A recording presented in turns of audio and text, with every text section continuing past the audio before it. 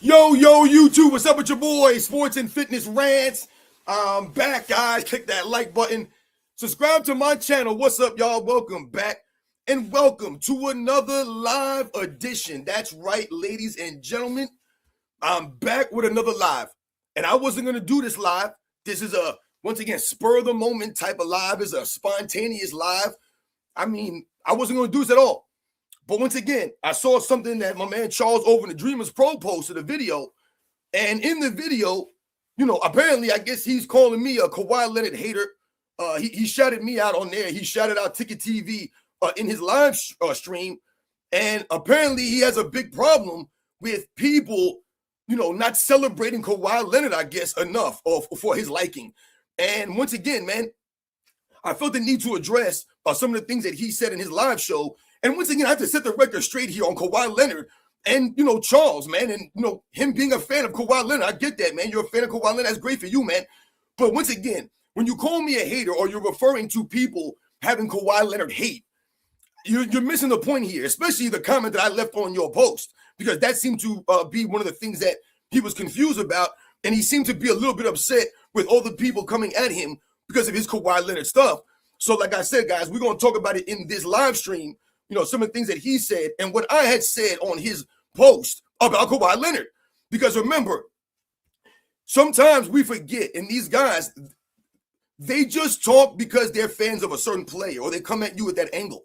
And that's not what it's about. So again, we're going to set the record straight here on the comments that I made on Charles' post, right?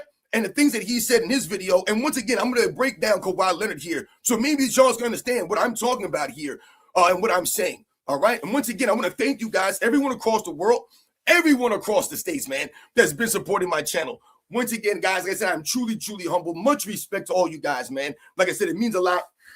You guys always coming through, the emails, the messages, all this stuff, guys. Like I said, shout out to everybody out there, the true basketball fans, real recognize real, man. And you guys know what to do. Turn the volume all the way up. Hit that play button. Remember, these videos are for educational purposes. And let's roll.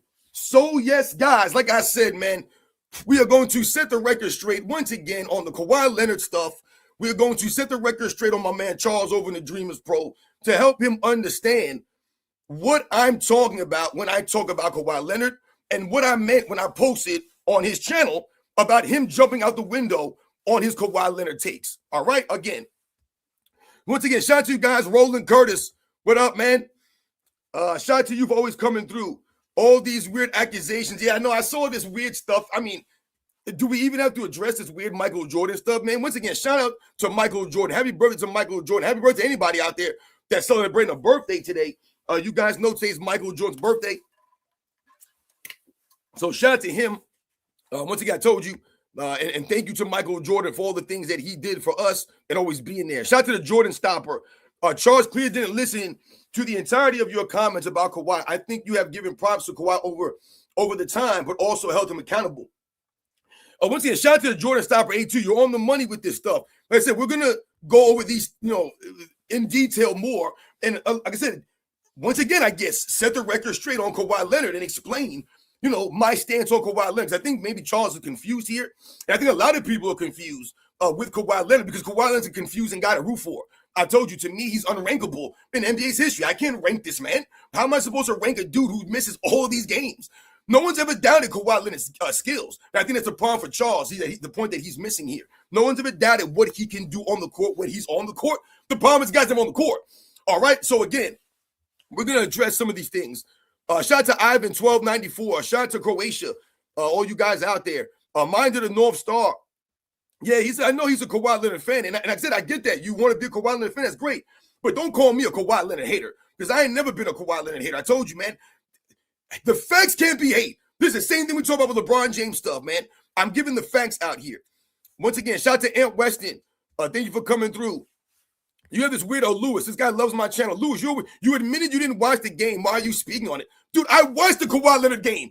I said I didn't watch the first 2 games, you clown. I watched the Kawhi Leonard game. So I don't know why you're here. Where's your video, Lewis? You're a weirdo, man. You are a weird dude. This guy's got 1 billion comments on my channel. He never put a video up on his channel. And dude, you're still crying about nothing. You admitted I didn't watch the game. What are you talking about? I said I did not watch the first 2 games. That's what I said. I did not watch the first 2 games. And why do I have to watch multiple All-Star games? There should be 1 game, you clown. You guys don't get this stuff. You're celebrating an All-Star game. 4 games we have to watch? The hell out of here, you weirdo. Ghetto C the General, what up, man? Shout out to you guys, man. Progressive Comfort. Good morning. Shout out to all you guys, man. Yeah, like I said, man, these are the facts. Dangerous Captain Charisma. Once again, shout out to you guys. 22 Savage TV. What up?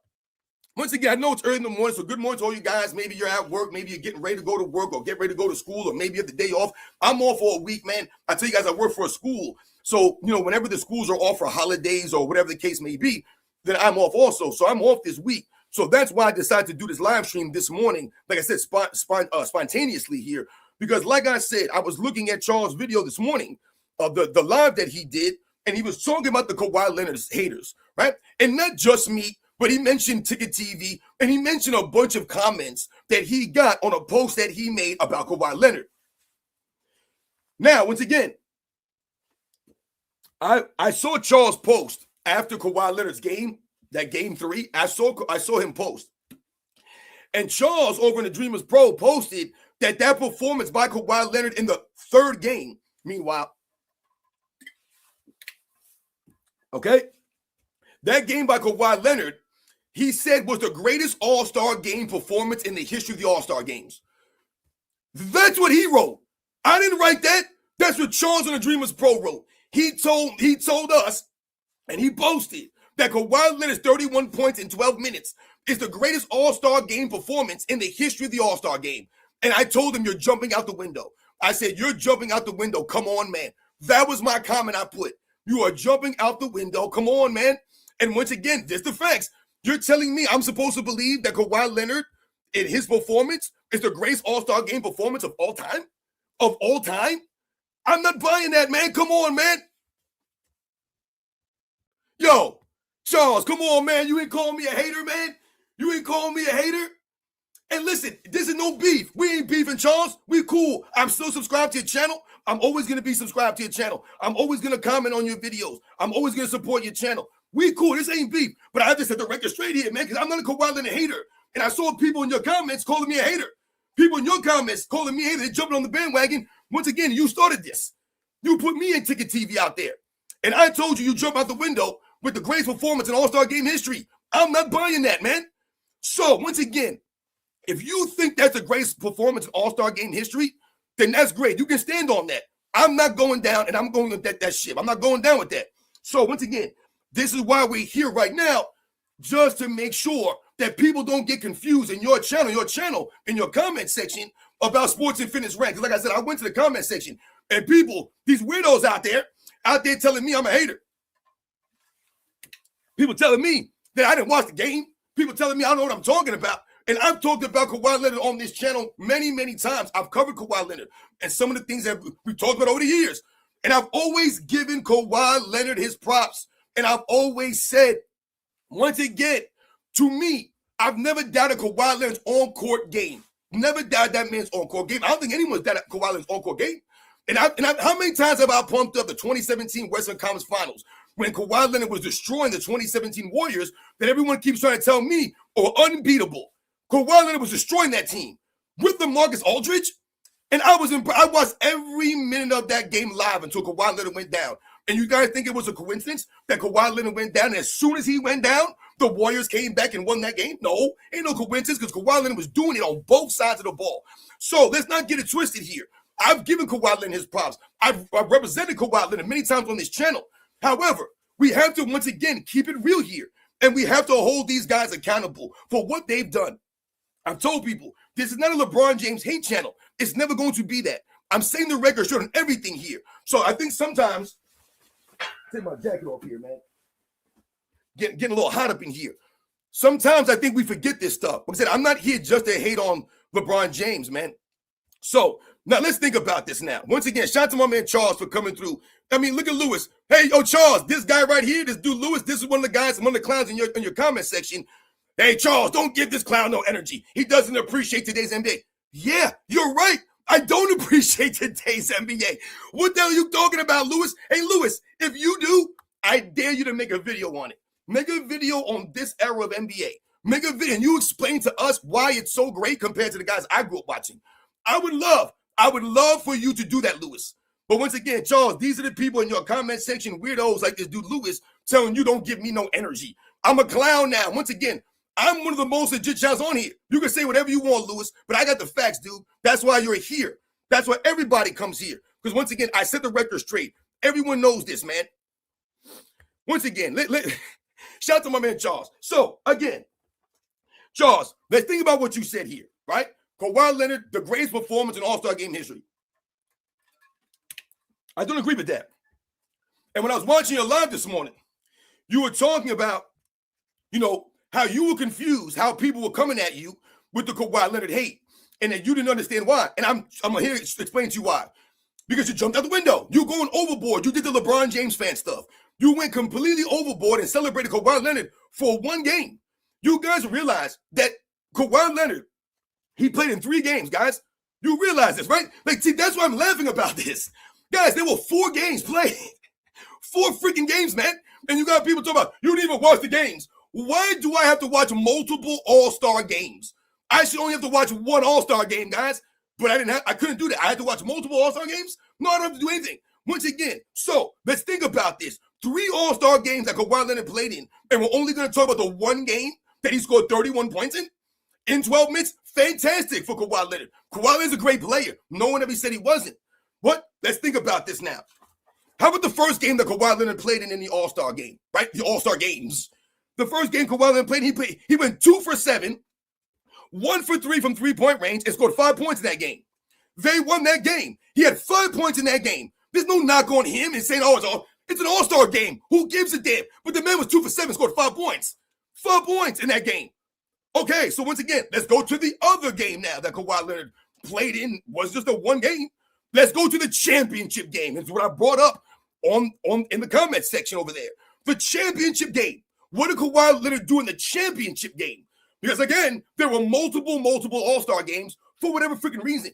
And Charles, me and you do agree that the format for the All-Star game is trash. The USA versus the world, trash format, man. All right, and he agrees with me on that. However, like I told you, we have to set the record straight on Kawhi Leonard here and give the full context and picture here, perspective here. He played 3 games, not just one game, and scored 31 points in 12 minutes. We're like, that's the greatest All-Star game I've ever seen in my life. Kawhi Leonard gets the MVP for the All-Star game. He did not win the MVP for the All-Star game because his team did not even win the freaking All-Star game. In the championship game, Kawhi Leonard, in the championship game, guys, I wrote all this down just to make sure that I'm accurate here, all right? Because it's not hate. I'm giving you the freaking facts here, man, all right? Feel how you want to feel about the facts. Don't make it emotional and a personal thing with me here. Like some of these weird people out here in the comment section. Don't make any sense. And I'm not knocking Kawhi Leonard. This is not a tear down Kawhi Leonard. None of this stuff. I'm giving you the facts here. In the championship game, following up that 31-point performance that Charles is telling you is a great All-Star game performance of all time, he followed that performance up by going 0 for 4, 0 for 2 from the three-point line, and scoring 1 point in 12 minutes. So, he scored 31 points in 12 minutes. Very impressive. We all celebrated this. Great performance with Kawhi Leonard. I was watching it. I watched it. He was going between the legs on Victor Wembanyama. He was doing everything. He looked like the guy I saw in the 2017 Western Conference Finals. He looked like that dude. So no doubt about Kawhi Leonard's skills, but we've never doubted Kawhi Leonard's skills. We've doubted his availability. We've doubted his mindset. We've doubted his heart. That's what we've doubted. And there's nothing wrong with doubting that because once again, this dude over the years hasn't shown us the real true heart. Hasn't really shown us the true legit mindset. He hasn't showed that grit, that toughness. I doubt that about him. All right? Once again. So let's think about this now. We're going to just celebrate the one game, but we're not going to talk about the other 2 games that Kawhi Leonard played in. We're not going to talk about those games. And like I said, this was the championship game. This was the All-Star game final, the finale. And he scored 1 point in 12 minutes. So you backed up or you followed your 31-point performance up by scoring 1 point in 12 minutes, missing all of your shots. And they got blown out. I watched that last game. It was, it was bad. It was bad. It was bad, guys. It was like 25-9 at one point. The All-Star game, the 4th game, USA versus USA. How lame is that, man? And I'm supposed to pump that up and celebrate that as the greatest performance of all time? Like it's the greatest All-Star game of all time? You got people out there celebrating the competitiveness of it? Once again, the competitiveness of the All-Star game based off of what? what we've seen over the last couple of years, that ain't saying much, man. Oh, it was more competitive than 2025. Great. I told you, my son's he's 8 years old, third grade. The third graders are more competitive than I've seen some of these All-Star games over the last several years. But that's what we're comparing it to? The 2024 All-Star game? You really got people celebrating the competitiveness of the All-Star game last year. I told you, compared to who? To who? Doesn't make any sense to me. So again, I told you guys, this is not a knock on Charles or Dreamers Pro. Like I said, I respect his channel. I'm subscribed to his channel. I'm not going to unsubscribe to his channel. None of this stuff. But for people to get this false idea of what I've been saying about Kawhi Leonard, and for him to mention me in the video, on the live stream, and then people try to jump on me in the comment section because I'm a Kawhi Leonard hater. Now let's go through it. Now we talked about the All-Star game, and I tell you guys, I do not buy that to being the greatest All-Star game performance of all time. I don't buy it. Okay? Dakota, shout out to you. Shout out to Love Them Skins. I'm hot right now, man. I'm starting to sweat right now because, like I said, I don't understand this, how we get here when I'm out there giving the facts, man. All right? So, yeah, I don't know if I'm going to talk about that stuff. We'll see maybe after I finish addressing this Kawhi Leonard business first and explain it. Let me set the record straight here, and then maybe we'll talk about some of these other things. I told you I wasn't planning on doing a live show today. I wasn't even feeling good today. I was throwing up all last night. I barely slept. And I told you I woke up and I saw the video, and then I saw people in the comment section trying to trash me. I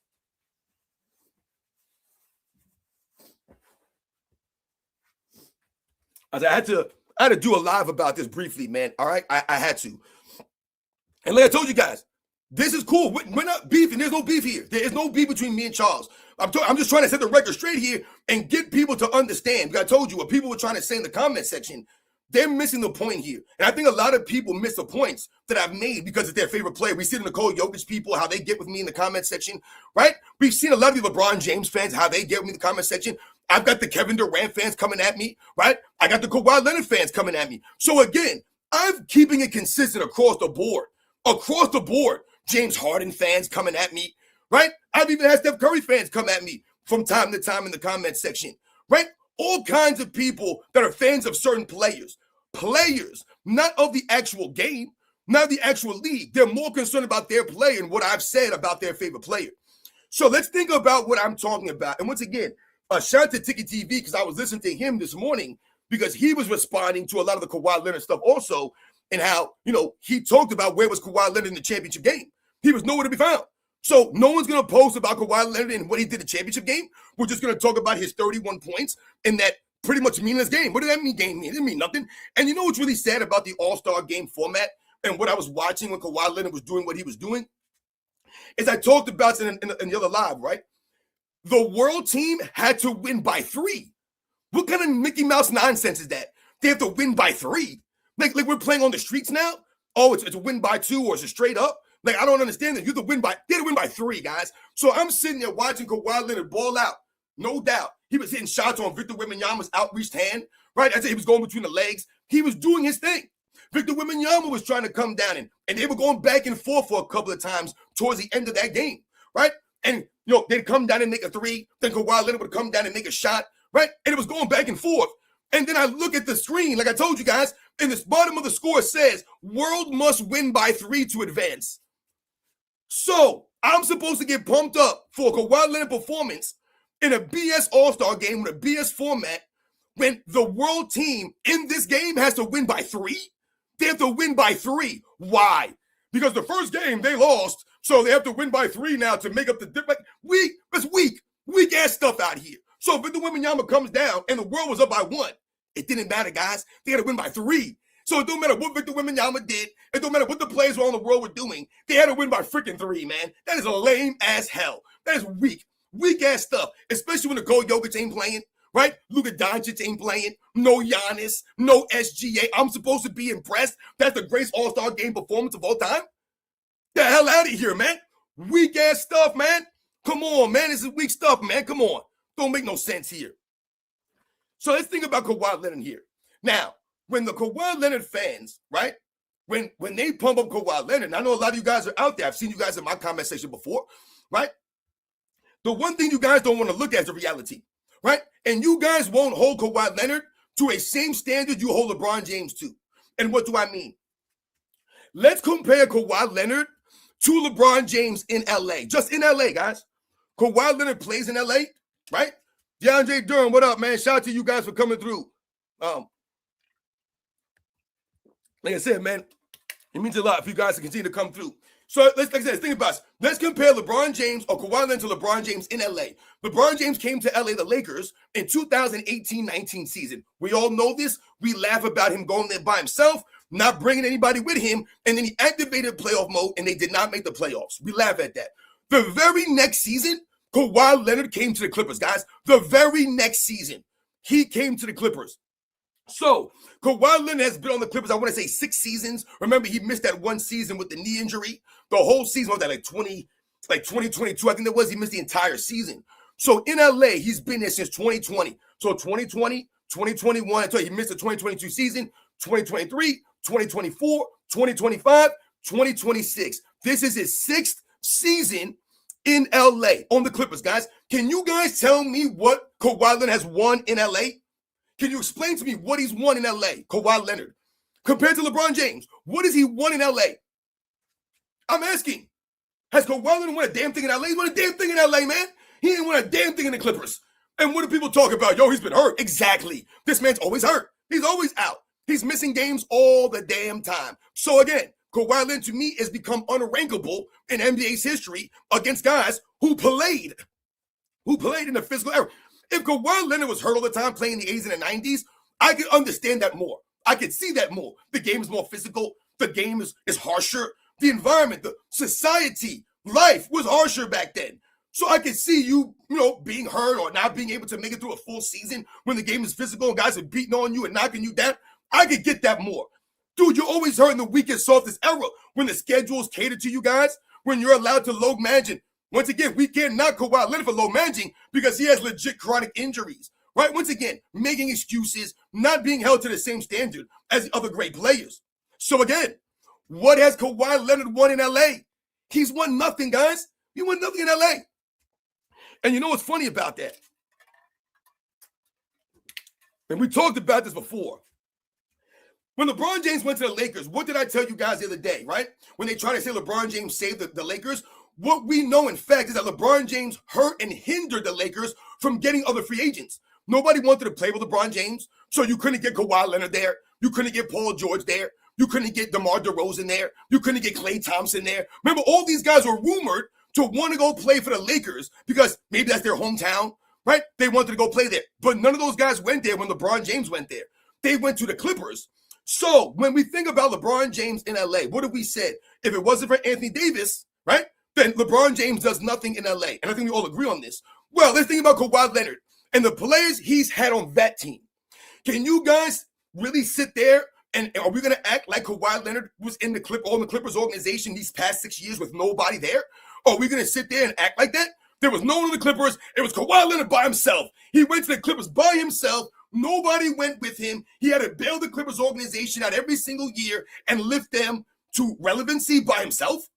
No, not even close, guys. Not even close. Yo, shout out to my man Endomaniac for coming through. You guys know the deal, man. Exactly. Jig is free. What up? You know the deal. These are facts, man. So we're going to continue. Let's do this. I wrote down all the players, guys. These are not just great players. These are good players, solid players, good role guys that the Clippers have had since Kawhi Leonard has been there. You guys are going to be freaking amazed. Guys, when I was looking into this, I couldn't believe these are all the names and players that played on the Clippers at some point in time since Kawhi Leonard's been there since 2020, guys. It's a who's who of players. Oh, who's who? Okay, now we laugh at LeBron James, right? And all the guys he's had, and rightfully so. He's had trades, free agents, all these guys coming off the team. Well, so is Kawhi Leonard, guys. All right, let's think about this now. All right? We all know Russell Westbrook played for the Clippers, right? We know Russell Westbrook was there, right? Russell Westbrook was there. James Harden, we all know James Harden was there. Once again, is James Harden still on the team, though, right? Paul George, right? We all remember Paul George or Pandemic P, Pinky P, Podcast P. He was on the Clippers, right, for some years with Kawhi Leonard, right? These are big-name guys, aren't they? Yes. Not saying that these guys were in their primes, their peaks, or these guys are the greatest players of all time. But these are good players, right? These are good players on the team, right? If LeBron James had Harden and had Paul George on the team, right, then I think we would all be laughing about LeBron James trying to stack a super team up. Wouldn't we be laughing about this? Well, that's who Kawhi Leonard did. So let's go to this one here. Norman Powell, who just made his first All-Star team this year. Norman Powell was a key member for those Clippers teams. He was on the team. Ivan Zubac, you guys remember Ivan Zubac? They just traded him away, right? Ivan Zubac was on that team for years, right? One of the premier centers in the league right now, Ivan Zubac was on the team. Patrick Beverley was on the team. Reggie Jackson, Montrezl Harrell, a.k.a. 2 Chainz. Ben Simmons, you guys remember Ben Simmons was on the Clippers? Guys, they were getting everybody. They were trying to get everybody on that damn team. Lou Williams, remember Lou Williams? Yeah, right? Lou Williams. Landry Shamet. These are quality role guys who come in and do a good job for your team off the bench. Like I said, Landry Shamet, Luke Kennard. Weren't they just celebrating the Lakers getting Luke Kennard? Well. Luke Kennard was on the Clippers for a couple of years, wasn't he? Yes, he was. That's who Kawhi Leonard's been playing with, Luke Kennard, right? So they pumped up Luke Kennard for the Lakers the other day. Well, the Lakers got Luke Kennard now. He was on the Clippers. Luke Kennard. Serge Ibaka was on the Clippers. DeMarcus Cousins was on the Clippers. My God, man. They tried to get everybody on the Clippers. Rajon Rondo was on the Clippers, guys. Nicholas Batum, Isaiah Hartenstein. So you had Hartenstein and Zubac on that team at some point in time. These are two of the premier centers in the league right now. Eric Bledsoe. You guys remember Eric Bledsoe? Eric Gordon, Mason Plumlee, PJ Tucker, Chris Dunn, Bogdan Bogdanovic.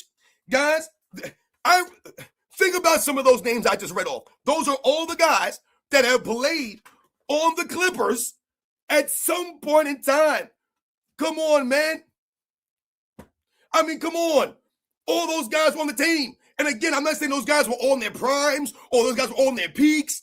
None of that stuff. Some of those guys got hurt. Some of those guys missed games. Some of those guys were older, right? We get it. But those are all the names of players that were on the Clippers over the last 5-6 years since Kawhi Leonard has been there. Those are some names, guys. Those aren't him out there playing with trash, him out there with nobody. And Kawhi Leonard's in LA by himself the whole time, so he ain't won nothing. So let's think about this. Weird stuff out here. Vamped one. What is this guy talking about? So why bring them? What are you talking about? Bring who up? Weird. You guys are being weird out here already. Thanks, Robin. Just say Big Zoo. It's not that serious. Zubac. What do you want from me, guys? People jack my name up too. I'm not disrespecting Zubac by saying his name wrong. What do you want from me, guys? All right, come on, man. I'm trying here, man. They just names. Dude, you're not saying nothing. I'm making a point here. If you don't get the point, then get the hell up out of here, dude. Hit the bricks, man. You're a weirdo. I'm making a point here. Kawhi has had a lot of help on that team, and they haven't won a damn thing. All right? If you don't get what I'm saying here, then, dude, hit the bricks, man, you weirdo. I mean, look at your profile picture, dude. Vamped one. Dude, weirdo out of here. Weirdo, man. All right? So let's think about this now. Let's go into the details of this now. Kawhi Leonard in LA. Once again, we're comparing him to LeBron James because LeBron James ain't done nothing in LA but win a bubble championship. Did Kawhi Leonard win a bubble championship in LA? Did he get a bubble championship in LA? He didn't get a bubble championship in LA. He was playing for the Clippers in the bubble season. But what did they do that year? Oh, that's right. That's right. Remember, Kawhi Leonard and the 2020 Clippers blew a 3-1 lead against the Denver Nuggets. That's right. We forgot about. Guys, I didn't forget about that. But a lot of these other guys forgot about that. The Kawhi Leonard fans, they forgot about that. If LeBron James blew a 3-1 lead, right, in one of those playoff scenarios, right, on the Lakers, when you guys be clowning LeBron James, we would all be clowning LeBron James blowing a 3-1 lead. Well, guess what, guys? Kawhi Leonard blew a 3-1 lead. 3-1 lead to the Denver Nuggets. And the Denver Nuggets didn't score, the Clippers did not break 100 points in the last 2 games. They didn't even crack 100 in the last 2 games. So Kawhi Leonard's so great, the best two-way player of his era. He's amazing. This man blew a 3-1 lead against the Denver freaking Nuggets. The Denver Nuggets in 2020. The same Denver Nuggets team that got beat 4-1 by the Lakers. By the Lakers that we laugh about, right? LeBron James, we laugh at. They beat that team 4-1. But Kawhi Leonard's team blew a 3-1 lead. So where are all the Kawhi Leonard fans at now? Where all the Kawhi Leonard people out to call him out for that nonsense? 3-1 lead y'all blew to the Denver freaking Nuggets in 2020? Come on, man. That's crazy, man. See, this is what I'm saying here. Look at this. LeBron lost 6 championships. What you mean? Yeah, no. Are we talking about the championships right now? I'm talking about what has LeBron James done in LA versus Kawhi Leonard, and what's Kawhi Leonard done in LA versus LeBron James. We can laugh at the 6 championship losses. No doubt. We're not comparing him to Michael Jordan. We're not comparing him to Kobe Bryant or Tim Duncan. We're comparing him to Kawhi Leonard in LA. What has Kawhi Leonard done in LA that LeBron James hasn't done? I'm confused. See what I'm saying? People want to be LeBron James haters. You want to be a LeBron James hate club. Great for you guys. I'm giving the facts here. No one's saying that LeBron James should be celebrated. No one's saying LeBron James is great. I'm comparing what Kawhi Leonard did to LeBron James in LA. And he ain't done a damn thing. He has not done a damn thing. He's once in a double standard here. If LeBron James had a 3-1 lead, right, in the playoffs against one of those teams and then blew it, we'd be laughing to high hell about LeBron James. But y'all not going to talk about Kawhi Leonard blowing a 3-1 lead against the Denver freaking Nuggets in 2020? That was the first playoff series, guys, of his career in the Clippers. So, again, they blew a 3-1 lead to the Denver Nuggets. Kawhi Leonard was on the court. And remember, that season, Kawhi Leonard played 57 games in the regular season because this is what Kawhi Leonard does. 57 regular season games he played that year. All right? Oh, goodness gracious, man. Let's go to the next season, 2021. What did Kawhi Leonard do in 2021? What did he do in 2021, Kawhi Leonard? In 2021, the Clippers beat the Mavericks in the first round. Then they beat the Utah Jazz in the second round. And I want you guys to understand something. In the second round of that playoffs, Kawhi Leonard, right, he only played in 2 of the games, I want to say. All right?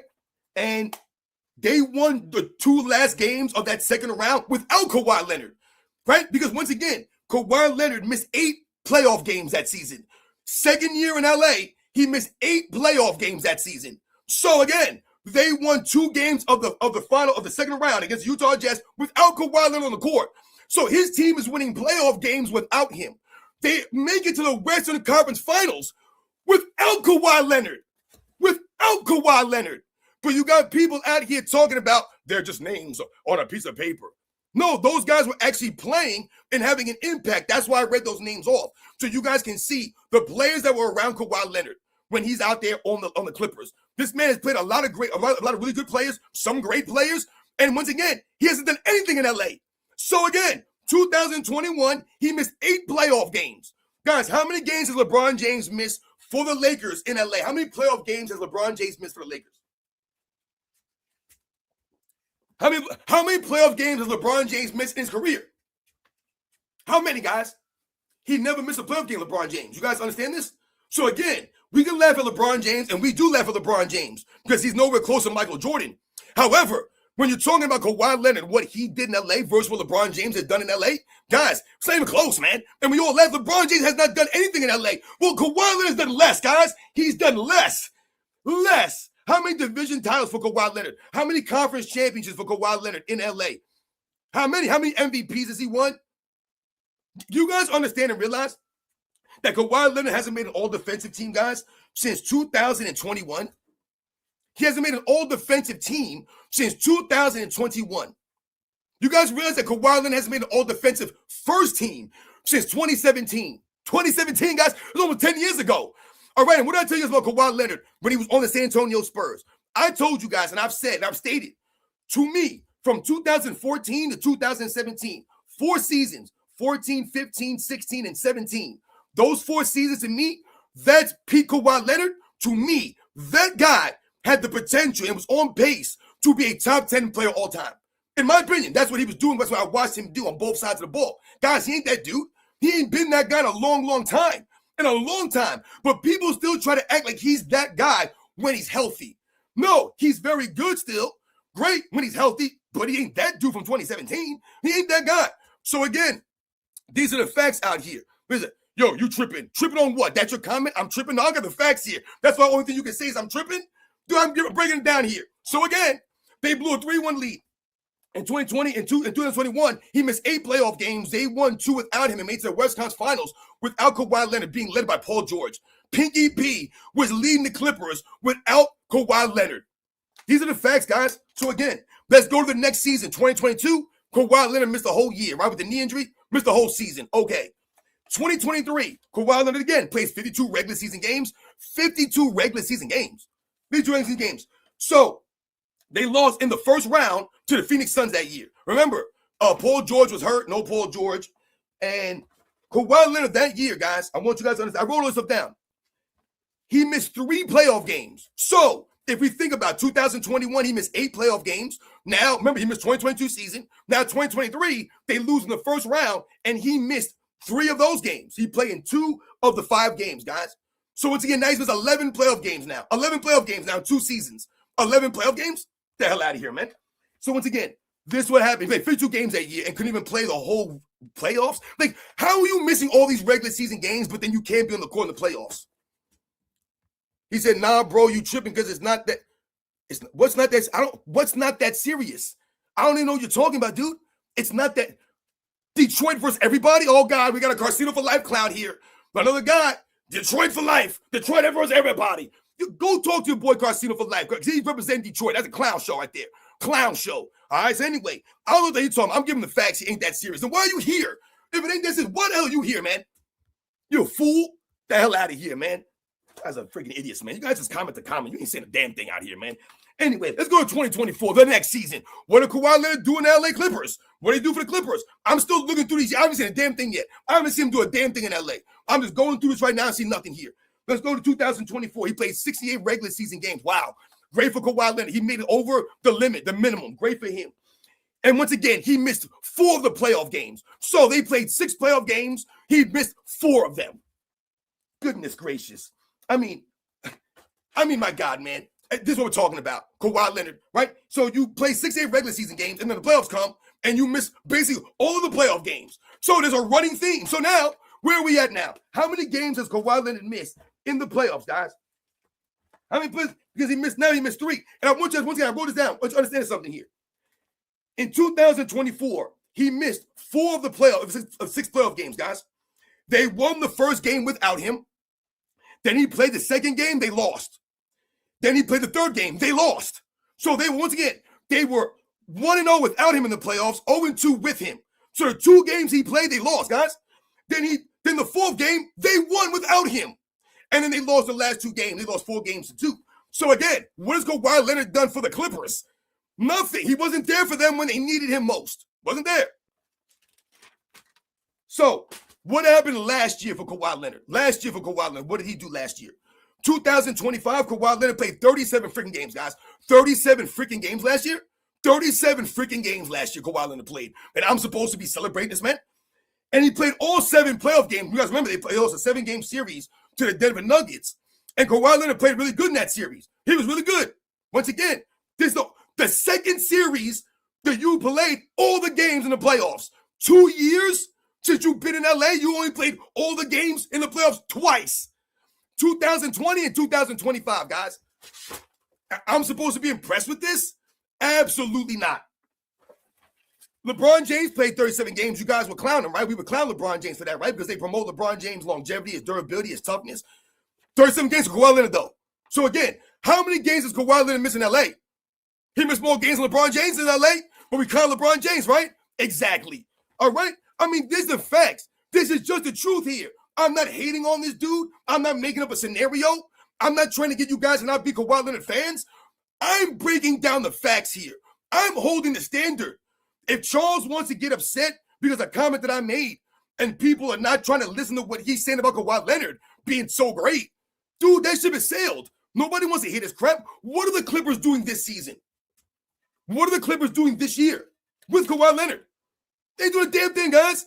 They traded all their players away. So, we wrote this stuff down here, guys. All right? And I wrote this down. All right? Where did I write this? I wrote this down here. How many of the games?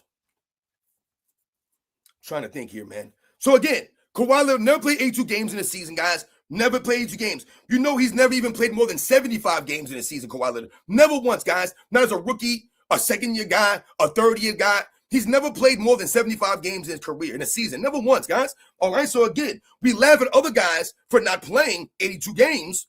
But Kawhi Leonard, we just give him excuses, right? Because the injuries and all that stuff, that's great. But I don't want to hear about Kawhi Leonard, how great he is in the All-Star game the other night. Nobody wants to hear that crap. No one wants to hear that. I told you, Kawhi Leonard had the potential. Until that injury by Zaza Pachulia, I told you, I respect Kawhi Leonard's game. I respect the game. I do not respect the career. And once again, I ask again, what has he won in LA, or what has he done in LA that LeBron James didn't do? Has he done more than LeBron James? That's all I want to know. You got people putting in LeBron James lost 6 finals. We know all of that. That ain't got nothing to do with this. You guys are off topic here. I'm asking, what has Kawhi Leonard done in LA that was greater than what LeBron James had done in LA? Like I said, we clown LeBron James' bubble championship. At least he has that. At least he's got that. Kawhi Leonard don't even got a bubble championship. He don't even got that. I mean, they said he ain't playing no 82-game seasons in LA. Missing all them games in LA. Like I told you, he played a lot of really good players in LA. So we know LeBron James get trades, free agents. Kawhi Leonard's been getting the same thing over there from the Clippers organization, man. They've been getting everybody and their mom over there, all right, on the Clippers, and they're still not winning. So we go back to what the All-Star game was, all right? And people celebrating Kawhi Leonard in the All-Star game. BS. Yo, shout out to you guys coming through with the Supers, man. My fault. I didn't realize you guys came through with the Supers. Kawhi Leonard is the first injury-prone journeyman superstar. These are the facts. I mean, Kawhi Leonard went to the Toronto Raptors for a season, guys. For a season. The man was, they rented him for a season. I mean, that's lame as hell to me, man. Great for Kawhi Leonard. He played 60 games that season. They allowed him to load manage, play half a season, and then we want to celebrate Kawhi Leonard's championship run in 2019. Great for Kawhi Leonard, man. He was a great player.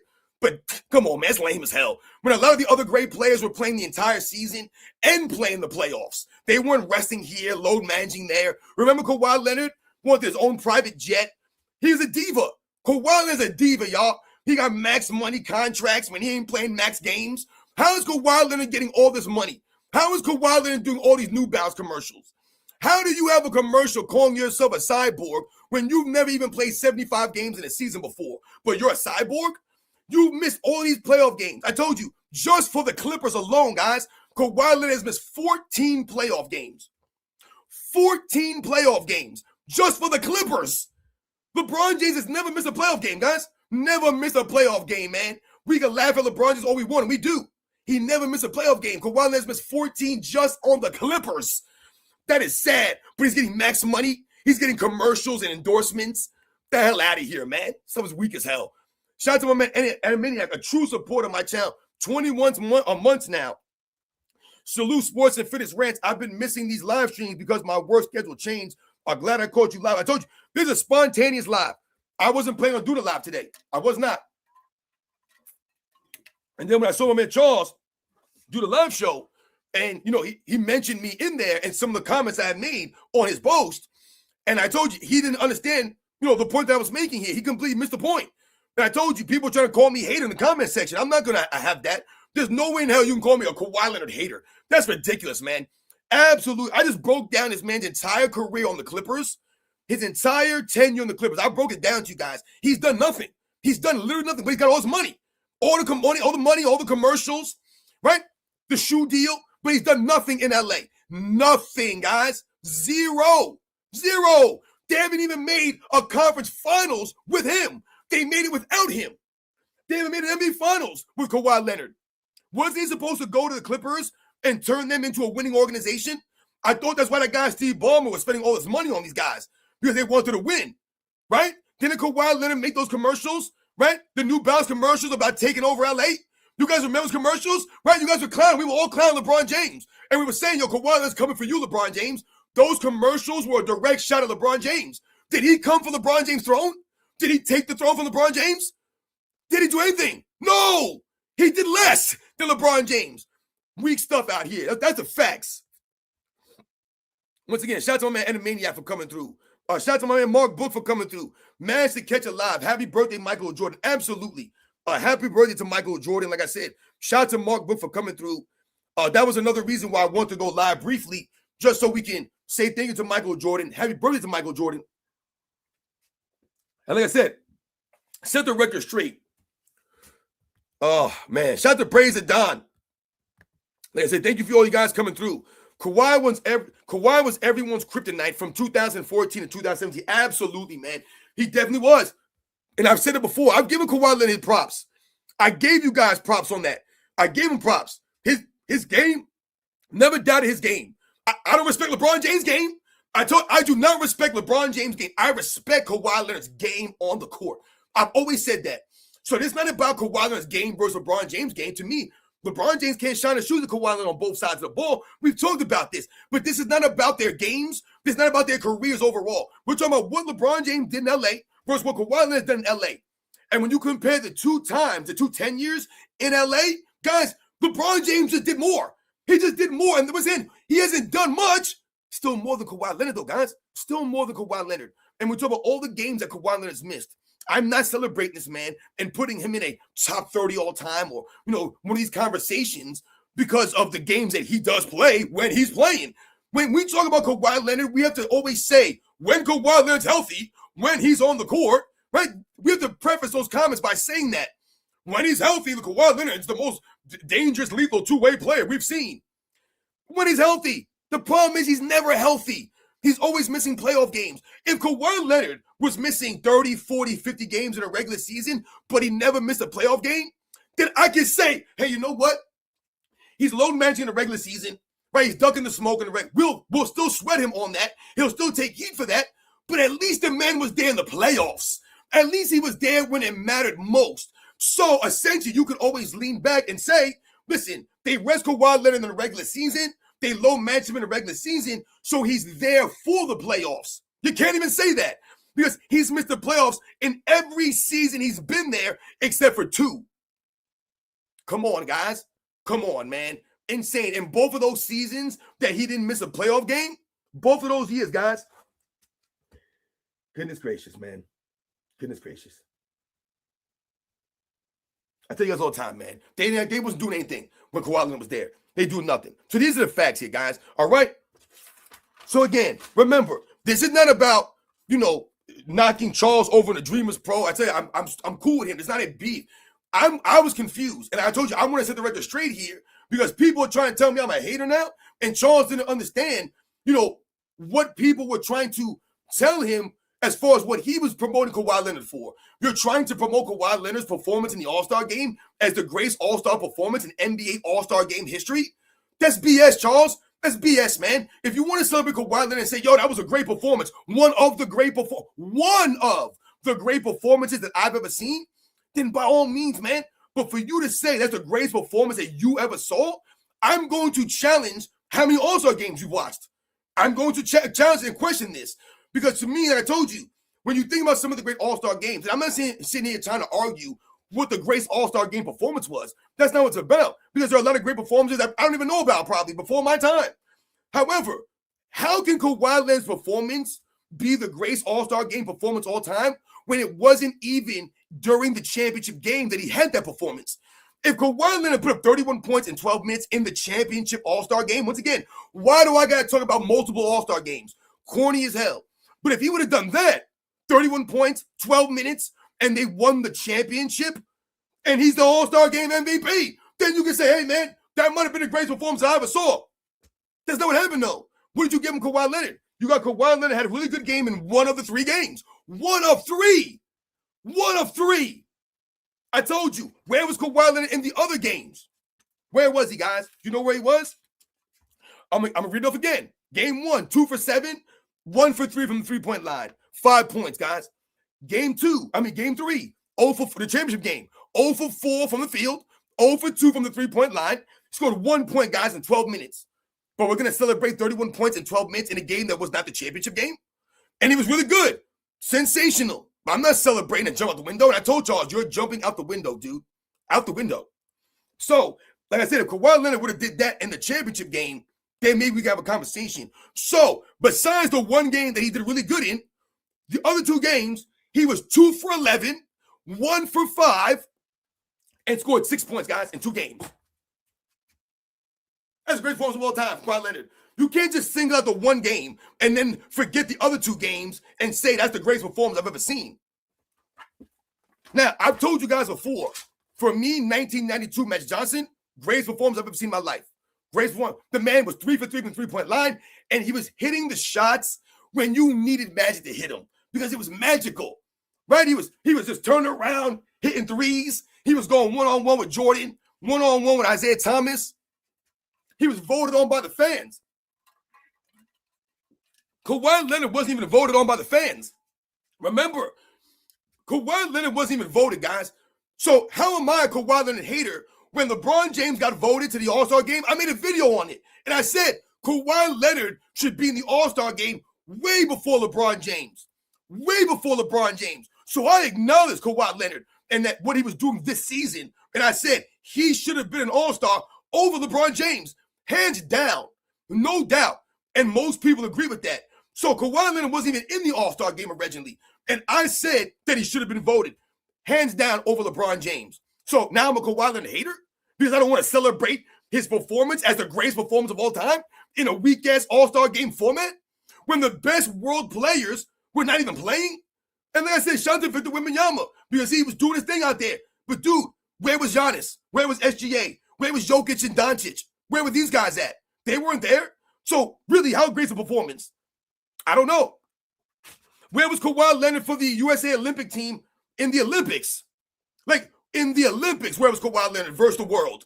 Like, you want to celebrate Kawhi Leonard, let me know when he does that performance in an Olympic game, right when it matters most. Because the last time I saw the USA Olympic team in the Olympics, and I saw Steph Curry save the USA team. Steph Curry saved them. Once again, Steph Curry wasn't out there last night or the other night. Was he? No, he wasn't out there. So I'd say you can miss me with this stuff. It just doesn't make any sense to me. But I was rooting, or I was the one that was saying that Kawhi Leonard should have been the All-Star game over LeBron James. So I'm not a hater. So we have to understand also, when we talk about some of the All-Star games, I told you, and I've singled out 1991 with Charles Barkley. And I told you guys what? In 1991, Charles Barkley asked the NBA to sit out the All-Star game. Right? He said, yo, I'm dealing with an injury. Can I sit the All-Star game out to recover from my injury? They had given Larry Bird permission to miss the All-Star game. We know Larry Bird was dealing with stuff too.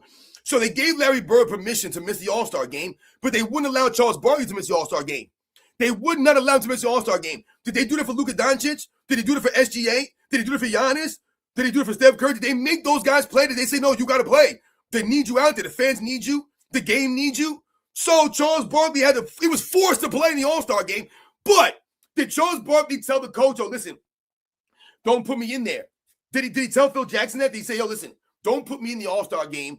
I don't want to play at all. Put me in for 1 minute or 5 minutes like Luka Doncic and Nikola Jokic. Did he play 5 minutes like them dudes? No. Charles Barkley went out there and balled out and won the All-Star game MVP. The man had 17 points and 22 rebounds. 17 points and 22 rebounds. But once again, the East won by 2. They won by 2.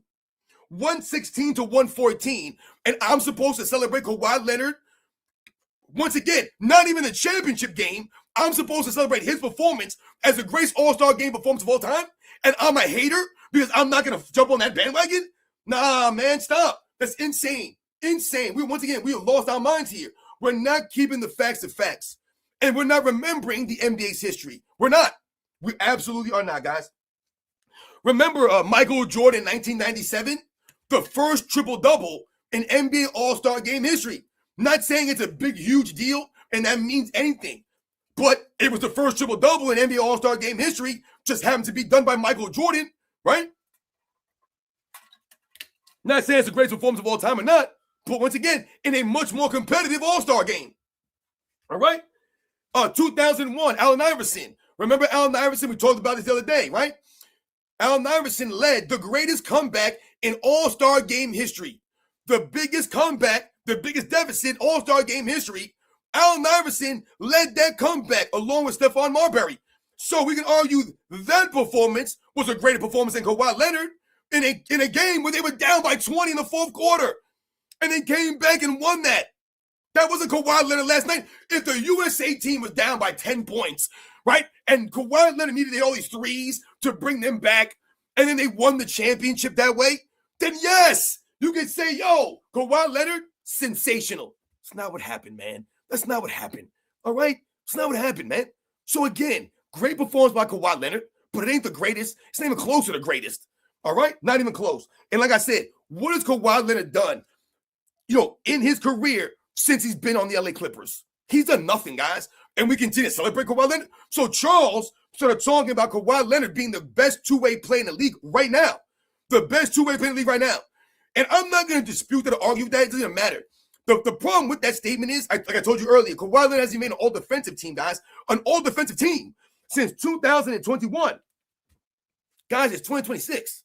He didn't make an all-defensive team last year, the year before, right? 2024, I believe, was the last season that he would have been qualified for something, right? He played, 66 games or 68 games in 2024. He made All-NBA second team, and he was an All-Star. Great for Kawhi Leonard, right? And he played in that crap All-Star game a couple years ago. Did he not, Charles? Did he not? Was Kawhi Leonard not part of that crap All-Star game last year? I mean, 2024? But we're going to celebrate him now? Weak stuff out here. But anyway, he didn't make all-defensive team in 2024. He did not. Hasn't made all-defensive team since 2021. I told you, hasn't made first-team all-defense since the Spurs. Since the Spurs, guys. That's a long time ago, man. Right? We clown LeBron James for not making all-defensive teams all these years. Kawhi Leonard hasn't made an all-defensive team first since 2017. And he hasn't made an all-defensive team in, 4 seasons now? And we know the injuries have derailed him. That's the whole point here. So, to me, he's a very good defensive player still. But to call him the best two-way player in the league based off of the All-Star game performance, when the guy's missing all these games, and he hasn't made an all-defensive team in years. And again, this is not like he's playing in the toughest defensive era of all time. You're not going against Pippen for all defensive selections, or Gary Payne, or Michael Jordan, or Tim Duncan, or Kevin Garnett, Kobe Bryant. Some of the elite defensive, Ben Wallace, and all these guys are on the all defensive teams, right? All these guys, man. Joe Dumars, right? Dennis Rodman. You're going against all the great defensive guys in this era. No. Who? Alex Caruso is one of the top defenders. Lou Dort is one of the top defenders in this freaking era. And I'm supposed to represent and be impressed with Kawhi Leonard now? Like I said, wake me up when the Clippers win something, man. All right? Wake me the hell up. Yeah, rest in peace to Jesse Jackson, man. I saw that this morning too. Robert Duvall yesterday I posted about. So rest in peace to those people, those guys. You know what I'm saying? Like, I remember, Robert Duvall has been around for a long time, a long time. And one of my favorite movies, obviously I posted the Days of Thunder screenshot, because to me, I always liked that moment at the end of the movie of Days of Thunder, when he tells them, I'll race your ass, right? And, they're running. Like, to me, that was like a great ending scene right there. Like, when they're both running, you see the joy on their faces. So that's why I posted that shot. But there was a movie called Open. I mean, there's not a lot of movies, but Open Range to me, obviously we know about Godfather and, his role. There's a lot of great actors in those movies. But there's a movie Open Range. I want to say it came out in the early 2000s, maybe like 2002 or something like that. And it was Kevin Costner. And I don't think it got a lot of fanfare, Open Range, really good Western movie, man. And to me, if you haven't seen Open Range with Kevin Costner and Robert Duvall, there's some really, it's a really good movie, but there's some really good scenes in that movie. And there's some really good lines in that movie. Some things that Kevin Costner says in that movie, things that Robert Duvall, some lines that he has in that movie that, I mean, my goodness, man, I like Western movies. I told you my father was a huge Western movie guy when I was growing up, but I've always been into those kinds of movies. Same thing with like knights, the knights in armor type stuff. We're into like medieval times type stuff. I was always into those kinds of movies. I always like that kind of stuff. But yeah, if you haven't seen Open Range, you should check out Open Range, guys. Really good movie. Like I said, Robert Duvall's been in a bunch of movies. He's a Hollywood acting legend, a legend. He's a legit legend, Robert Duvall. So rest in peace to Robert Duvall. And like I said, Jesse Jackson, and all the things that Jesse Jackson did over the years for people out there, man. Again, now, I don't want to go too long on this live show. I don't want to go too long. I really appreciate you guys coming through, man. A lot of people in here on the live. It means a lot on a really early morning on a Tuesday. Like I said, I don't know where it is where you guys are from. But yeah, shout out to Harvey A. Hubert. Yeah, man, it was a great movie. Really great movie. Casual Gamer Plays. Check that. I'm telling you right now, guys. That's a really great movie, man. Like I said, if you're into Westerns, if you're not into Westerns, it might be a little tough for you because it's a long movie. But I'm telling you guys right now, man, like I said, really good scenes. Like I said, some of the lines in that movie, I mean, my God, guys, I'm not going to ruin it for you guys, man. But I know some of you guys wanted me to, Tombstone. Obviously, I've talked about Tombstone many times on this channel. It's one of my favorite movies. Unforgiven. I told you my dad was a big Clint Eastwood guy. So when I was young growing up, my dad had a lot of VHS tapes, right? My dad would tape everything, man. And when I was young growing up, I would dig through this drawer with the VHS tapes in it, and my dad would have all these Clint Eastwood, Outlaw. I tell you, Outlaw Josie Wales, one of my favorite westerns, man, right? But all of those, movies with Clint Eastwood, obviously The Good, the Bad, and the Ugly, right? You guys know a lot of those Fistful of Dollars. So there's a lot of those movies with Clint Eastwood in that my dad was watching back in the day. Some of these were way, John Wayne, that was way before me, man. I don't even know some of that stuff. But, I remember some of these great action guys.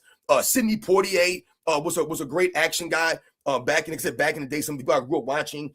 We know about a lot of those guys. Richard Roundtree, even Jim Brown. My dad would watch a lot of those old movies. And Jim Brown was an actor back in the day, man. So I remember watching The Dirty Dozen. I don't know if you guys remember The Dirty Dozen. So some of these guys, some of these movies, some of these actors, like I said, this was like before me. Like I said, I was little, and I remember these were the guys that were like paving the way, right? Those were the guys like in the 60s, the 70s, like before me. Those guys were kicking ass on screen. I remember, like I said, when I was young growing up, this movie called Vigilante, Vigilante, Death Wish with Charles Bronson. And I remember there was a video game called Vigilante on the Sega Genesis. And the Vigilante video game was almost, to me, it was like a loose, remake of the movie Death Wish with Charles Bronson. And Charles Bronson, like I said, was a legit badass. I mean, this dude was like a legit badass, man, when you used to watch Charles Bronson in these movies, man. You know what I'm saying? Those guys walk the walk, they talk the talk. Like I said, they were just badass, tough dudes. And like I said, it was growing up in the 80s, with guys like Arnold Schwarzenegger, we all know about, Sylvester Stallone. And, we've talked about a lot of those guys. But those guys were before them. Those were the guys paving the way for the other guys to come in, the Wesley Snipeses, right? The Jean-Claude Van Dammes, right? All those guys that came after those guys were the standard, man. So, watching a lot of those movies and, watching some of those guys kick ass the way that they did, like that's what gets, a young kid like me watching some of those guys. Think about it, like when those guys were kicking ass, it was believable, right? Like you believe those guys could kick ass because those guys were tough. You know what I'm saying? Chuck Norris, right? Like I posted a video of Chuck Norris from Missing in Action the other day, right? Like it was okay to be a macho man, right? It was okay to be macho, to be manly, right? That was okay. Like there was nothing wrong with just shooting a bunch of bad guys, having a really cheesy, corny one line, you know what I'm saying? And then getting the girl. Like that was the action movies, man. And that was great, man. Like Dolph Lundgren. Shout out to you guys. I've talked about Jackie Chan before on this channel. I told you guys, when you think about Jackie Chan, I told you, I remember when the first Jackie Chan movie I saw in movie theaters was called Rumble in the Bronx. And I've talked about this movie before, and I've talked about Jackie Chan before. And I told you guys how when you talk about guys like, Tom Cruise, and I told you guys how Tom Cruise was always, a guy that could demand the highest salaries. Like he was always one of the highest paid actors. And why was that? Because Tom Cruise did all of his own stunts. That's what he was known for doing. Tom Cruise, you ever see him do some of these Mission Impossible stunts? Yo, his stuff is legit, man. Like, remember, Tom Cruise is a weird dude, man. A weird dude, right? But when you talk about action stars, Tom Cruise legit, man. And someone like Jackie Chan was before Tom Cruise, and Jackie Chan has his own, I told you, has his own stuntman company. All the guys that Jackie Chan works with in these movies, right? And Jackie Chan's done hundreds of movies. I mean, my guy's dozens and dozens of movies. All of the stunts that he does is done with his own stunt team.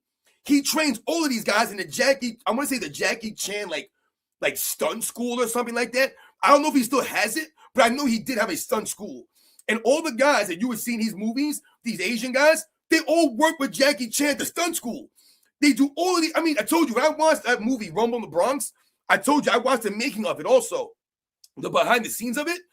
And when Jackie Chan jumped from the building, from the fire escape, right? Remember, if you guys have seen the movie, he jumps from a fire escape from one building all the way to another building fire escape. And once again, this is a true, real stunt that Jackie Chan did. When he did that jump, he broke his foot on the landing. And I told you, this man proceeded to film the rest of the movie with a sock on his foot. Go look into the making of Rumble in the Bronx. I mean, insane, the things that Jackie Chan was doing. You guys remember the Rush Hour movies? Go watch the behind the scenes, the making of the Rush Hour movies, and go look at some of the things that Jackie Chan is doing. Go look at the injuries that Jackie Chan deals with. This man breaks bones. He all up and down these films. And Jackie Chan just keeps filming, guys. You know why? Because Jackie Chan is a legit badass dude, man. That dude is tough as nails. And when you look at Jackie Chan, he's very unassuming. That's why I tell you, don't underestimate people, because Jackie Chan will whoop your ass.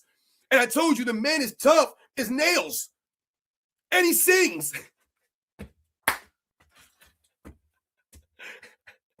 Oh, gosh, man. Goodness gracious, man. Shout out to all you guys, man. Robert Duvall Colors. Yeah, man. These are the facts out here. Now, what are we talking about here? See, people, you guys just commented. I don't even understand what this guy is saying here. This dude is telling me, are you stupid? You compare a movie to playing an NBA at the highest level. What does that even mean? Wait, so you're telling me that Kawhi Leonard could do what Jackie Chan does? No, he can't. No, he can't. And I'm not saying that Jackie Chan can do what Kawhi Leonard does, but we know that Kawhi Leonard can't run up a wall like Jackie Chan. He can't jump from one fire escape to another without being hurt. You think that Kawhi Leonard's going to finish a movie with a broken foot doing all his own stunts?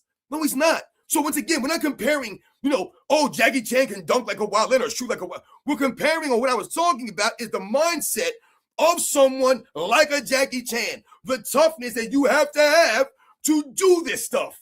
I don't get what you guys don't understand. I'm telling you, someone like this guy, Andre, never played sports a day in his life. You never played sports, Andre. You don't even know what I'm talking about. You don't get the correlation here. You don't get the crossover. You don't get it. You act like I'm talking about Jackie Chan playing the NBA right now, or Jackie Chan should have made the NBA. No way. Once again, like I've said, you wake me up when Kawhi Leonard can do half the things that Jackie Chan can do. And Jackie Chan was doing this at 40 years old, 50 years old, 60 years old, Jackie Chan. Still doing this stuff. These guys can't even do stuff in their primes. Kawhi Leonard's in his prime. Can't even play 82 games. But you're over here talking to me about Jackie Chan and the things that he was doing. Broken feet, broken wrists, broken fingers. I mean, what are we doing here, man? Stop it. Concussions, all this stuff. All right, Kawhi Leonard would not be able to finish a Jackie Chan movie. He wouldn't be able to finish the film the movie. They'd have to get stunt doubles for Kawhi Leonard. A stunt double. That's the facts, guys. Goodness gracious, man. Shout out to Jet Li. Jet Li was crazy. We all know about Bruce Lee, right? We know about a lot of these guys that do crazy things. Now, before I go, I know some of you guys wanted me to touch on this Michael Jordan stuff. It's Michael Jordan's birthday today. So, I saw what's going on right now. I saw what's going on. I've seen some of the videos, and I saw the video footage. Oh, yeah, hell yeah. Shout out to Donnie Yen, man. You right about that. Yo, Donnie Yen legit. Donnie Yen legit. And once again, Donnie Yen is a legit martial artist. See, when you watch Donnie Yen and Ip Man, if I don't know if you guys have ever seen Ip Man, I think it's like 3 or 4 Ip Mans that they've made. When you watch Donnie Yen and Ip Man, and once again, he's been in a bunch of movies, Donnie Yen. I mean, he's been around for a minute, Donnie Yen. I remember Chow Yun Fat. I don't know if you guys remember Chow Yun Fat, another guy from back in the day. But when you talk about Donnie Yen and Ip Man, when you talk about the choreography, you talk about the fight scenes and those movies, man, sensational, guys. Sensational. When you see these guys, you guys are dropping names right now, man. Tony Jaa. Yo, Tony Jaa is crazy. I didn't know about Tony Jaa until I want to say 2000 and, had to be 2012 maybe? 2011, somewhere around, I want to say maybe somewhere around 2010, maybe it was 2010, somewhere around there. Someone put me on to Ong Bak, Ongbak, Ong Bak. I believe they made 2, Ong Bak 1, Ong Bak 2. Someone put me on to that movie, Ong Bak. Yo, the dude is crazy. The Protector. Go watch Tony Jaa and Ong Bak. Yo, this joint is, and Tony Jaa, the things that he can do, physically, his jumping. You ever see this guy, the dude could jump and kick a light post. Insane what some of these martial artists can do. Because why? They've mastered their body weight, these guys, right? These guys have mastered themselves. And like I told you, when you see these guys who have trained for years, a lot of these guys, most of these guys have been trained since they were little kids. Listen, we play sports. I played sports at 5 years old, 6 years old, 7 years old, baseball, basketball, football. You play sports as a young kid growing up. A lot of those guys, they did martial arts. They did kung fu, or they did jujitsu, right? Or they did, Muay Thai or something. Like Ong Bak is some straight Muay Thai stuff. You ever see those Muay Thai fighters? You better watch out. You better watch the hell out. Them dudes are dangerous, man. With them elbows and those knees. Yo, Muay Thai is no joke, man. And them dudes, like, you ever see those guys kick those trees? Like, they make their shin bone mad hard, right? And it gets all calloused up. These guys be kicking trees, man. Bang, bang. Imagine they kick you with one of them kicks. That's what these guys do. They for years just kicking trees, kicking concrete, punching. I mean, doing all kinds of weird stuff. You guys ever see like some of those monks? I know I'm rambling on here, man, but you ever see some of those guys, the monk training, where these guys take their fingers and they throw them into like these I don't know, it's like coals or like it's like metal shavings or whatever, and they just keep throwing their hands in this stuff, and they develop these calluses and this stuff on their hands and knuckles. I mean, these guys can punch through like trees and stuff. I mean, it's craziness.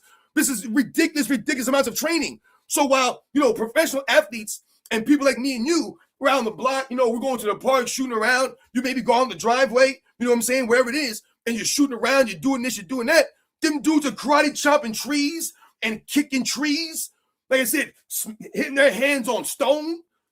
You guys remember Karate Kid, right? Part 2. Right, remember Karate Kid Part 2 when he goes to Okinawa, and remember the old Mr. Miyagi's rival, right? Had that big piece of wood that he said that they found when they were young, and he's just been chopping this wood every day. He's out there chopping this giant ass piece of wood with his freaking hands. Bang, bang, bang. Man, Kawhi Leonard's hand would have crumbled. But that's what these guys do. They do this stuff, man. You guys know the deal, man. Yeah, man. You guys know the deal. So anyway, let's talk about Michael Jordan briefly, and then I'm going to end the live show, that you guys get on with your life, get on with your day. So I'm only going to address this because you guys asked me to, and people were hitting me up with messages asking me to speak on the Michael Jordan video with the little kid. Now, I'll say this. This is very sad and disturbing, and this is where we are in America, guys. This is where we are in the world, man. It's really sad that this is where we are, that everything that people does gets scrutinized. Everything that you say, right? People try to, quote unquote, cancel you or try to make it seem like you were saying something that you didn't say.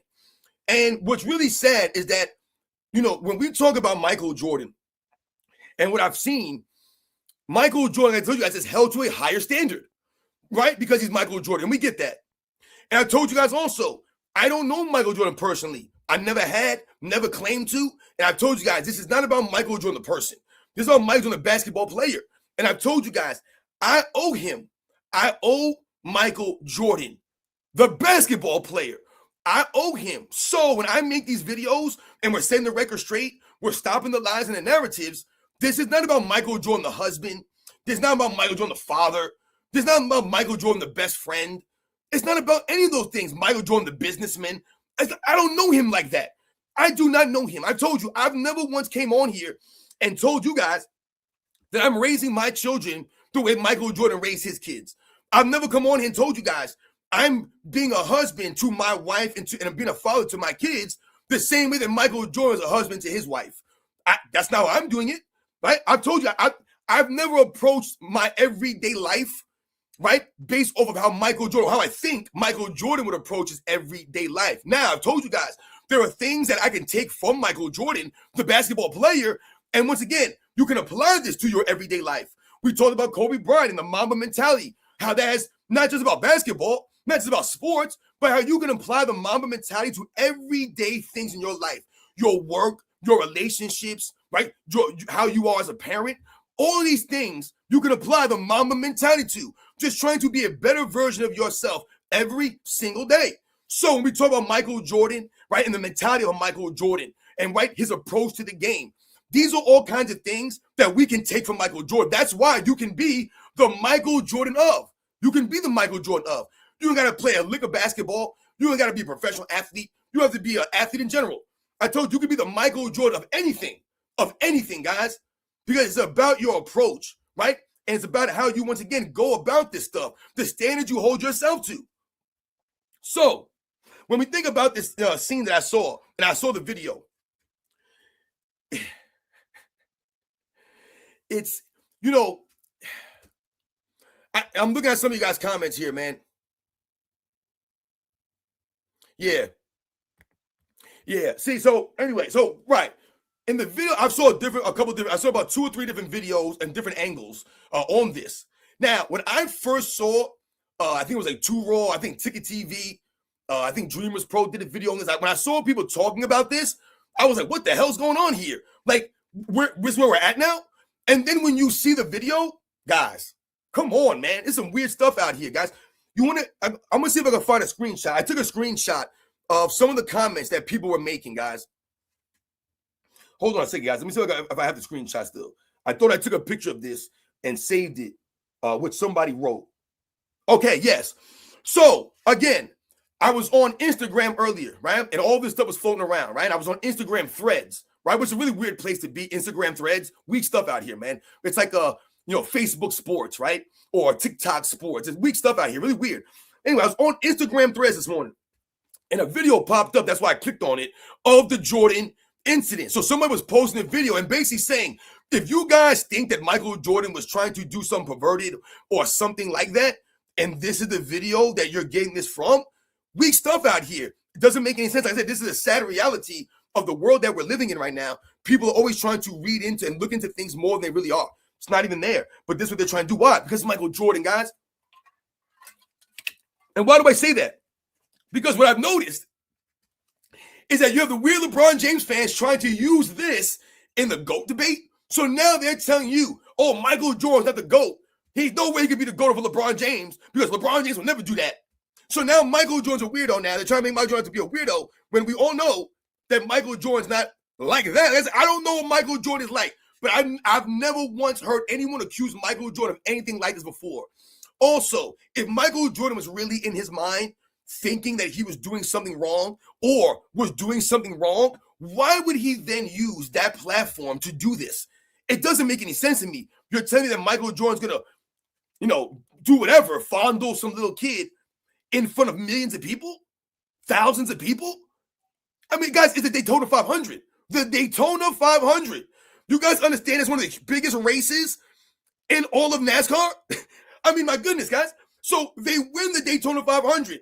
There's hundreds of people right there, thousands of people around, millions of people watching, cameras everywhere, and Michael Jordan, who's a savvy, smart guy, thinks to himself, yeah, let me do some weird stuff right here in front of everybody so that people can try to throw me under the bus. I guarantee you, Michael Jordan did not think anything of it, and that's why he did what he did in the moment he did it.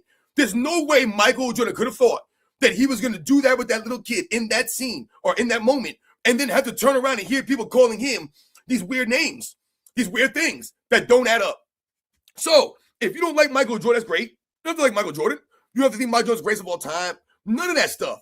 I don't care. It doesn't matter if you don't think that. That's great. However, once again, why are we trying to lie and create a really false narrative around Michael Jordan again, man? I mean, my goodness, this is getting weird, right? I tell you, the LeBron James fan base, they have no bounds. They are disgusting, disgusting fan base, guys. Disgusting fan base. So anyway, I went to the threads, right? And I saw that video that someone posted. And they were saying, this is innocent. You saw Michael Jordan trying to, whatever it was, maybe ice cubes, they said. They dumped the water and stuff, right? And the ice and the water, it all went down the kid's back. I think you can clearly see the kid's wet, right? And Michael Jordan trying to shake the ice out of the kid's pants from what I've seen. So like I told you guys, I watched it. I had to watch it, because I'm a content creator and I know people are going to ask me about this. And I was not going to do a video on this. There's no point in me doing a video because there's weird stuff out here. But I thought in the live show, might as well talk about it. Because again, they're trying to create something out of nothing. All right, so I wrote this, I took a screenshot on my phone of a comment that was on this video. All right, now, I told you, in the video, or the post, the person was backing Michael Jordan, saying, listen, Michael Jordan is not doing anything inappropriate here. The kid's father was standing right there. All these people are right there. The kid was wet. He had ice in his pants or whatever it was. Michael Jordan was being innocent there. Nothing there. So the person posted, right? Most people get this. 99%, 90% of people understand. But you get a weird, demographic of weirdos out there. So there's more weird people out in the world than you realize. And the problem is that we didn't know about these weirdos because they stayed in to themselves. They didn't have a platform. They didn't have a laptop. They didn't have a podcast. They didn't have a platform, a microphone to just speak. They didn't have a keyboard to type on. So the weird people, they were like in a dungeon somewhere, in a basement somewhere, right? They were minding their biz somewhere. You never knew or heard from these people, right? Because they had no way to get out, no way to reach anybody. Now, all the weirdos, everyone's got a laptop now. Everyone's got a cell phone. Everyone's got an opinion. So the weirdos out here are becoming more vocal, all right? And you start to realize, yo, there's a lot of weird people out here, man. A lot of weird people, man. I'm telling you guys right now, when you think about society sometimes and you ever watch people sometimes, you ever be out in town and you look at somebody or you look at a group of people and you're like, what the hell's up with these people? What the hell's going on out here? I tell you, we look like hell out here, man. We look like straight hell. I mean, this is the facts, guys. But we have a lot of weirdos out here. I'll tell you, a lot of weird people with weird opinions. They got weird things to say. So this is what I got. This is from a woman, all right? A woman wrote this. After I saw what Michael Jordan did, this is all cap letters now. The first sentence she wrote was a normal font. Then she put all caps, this woman. I'm getting rid of all my kids' Jordans. This is where we're going now? This is where we're going? It says, wait, what does this even mean? Take a chill pill, mate? What does that even mean, dude? Take a chill pill. What the hell are you talking about? You must be new to my channel. You must be new. Because this is what I do, man. I got the facts. You go sit down and chill out, all right, mate? Sit the hell down and fall back and just shut up and listen to me, all right? Don't worry about telling me to chill, have a chill pill, all right? You guys think I got too much energy because y'all ain't got no energy. Don't tell me to chill. You chill, mate. Freaking idiots out here, Mo. Tell me to chill out and chill out. Anyway, I'm going to read it again. After I saw what Michael Jordan did, I'm getting rid of all my kids' Jordans. I would love to know what she saw Michael Jordan do in that video that makes her so disgusted in Michael Jordan that she's giving all of her kids' sneakers away. And you know what's funny about that is a lot of people flooded her comment and they clowned this woman hard. She got clowned hard. She got really made look real stupid out there. But the funny thing is, you're going to get rid of all your kids' Michael Jordan sneakers now because if you saw what he did. That was her exact words. After I saw what Michael Jordan did, I would love to know and hear her explanation for what Michael Jordan did. What do you think he did? What do you think he did? And I saw another comment. I didn't screenshot this one. I should have done that. But I saw another comment from another woman, which is funny to me. And these are two black women, by the way. Two black women decided to leave these comments on the Michael Jordan video. And this other woman said, oh, y'all really going to believe that Ice Cube story? Y'all are lame. There's no way. Michael Jordan's disgusting. This was the woman. So she was like a whole paragraph. She went off. Y'all really going to believe that Ice Cube story? You really going to believe that? Yo, I told that woman, yo, you need to get some help. You need a man. You need something. You know, these people are so funny to me because they'll talk about how fake these guys are. Oh, you don't even know these guys. These guys are fake, this and that, blah, blah, blah. Meanwhile, I went to that woman's Instagram thing. I went to a thing just to check out to see what she was talking about. If she's even into sports. She don't know anything about sports. We're sure he's talking about sports. And I look at her, and there she is with the fake hair, right? You know these women have fake hair. She had all these damn makeup on, these fake-ass nails. Yo, y'all women is so fake, some of y'all women. So freaking fake. But here you go coming talking about Michael Jordan. He ain't this and he ain't that. I told that lady, man, take that wig off. All right, take that goddamn makeup off. Take them fake-ass nails off. I told her, I dare you to post a picture of you waking up in the morning. Post a picture first thing in the morning, waking up with your crusty ass. I'm telling you, these women are a joke. These women are an absolute joke. They go to bed, they wake up, two complete different women. Take that old Black Sheep video. There's an old Black Sheep video, a music song called Strobe Light Honey. That's what a lot of these women are. They're strobe light honeys. They look good in that certain lighting. They look good in the club. But as soon as you get them home, as soon as you see them in the morning, it's a completely different person, man. Complete night and day. Strobe light honeys out there. Over here talking about, I'm going to give up all my kids' shoes. The hell out of here. Give them up. I guarantee there'll be a bunch of people online waiting to get those sneakers. Give them up. Go give them to a bunch of homeless kids. Go give them to some unfortunate children. Go give them the sneakers. I bet you them people will take those guys and with a smile. But sure, you're talking about, I'm going to give all my kids Jordans away. Then do it. Do it, lady. You must be making a lot of money. You must be living good. You're going to buy all them sneakers and you'll give them all away because of what you saw in a video? Again, I would love to hear her explanation for what Michael Jordan did or what she think he did in that video. And if we're going to sit here and try to trash Michael Jordan, like I said, off of what? Off of lies and narratives. I told you guys what? Lies and narratives, man. It's all about lies and narratives. That's the facts here. You guys know that, man. You guys know. That's right, Heath Overledger. Jekyll and Hyde, these women. A lot of these women night and day. And guys, listen, I respect women wearing makeup. My wife wears makeup. I get all that stuff, guys, but I'm not a big makeup guy.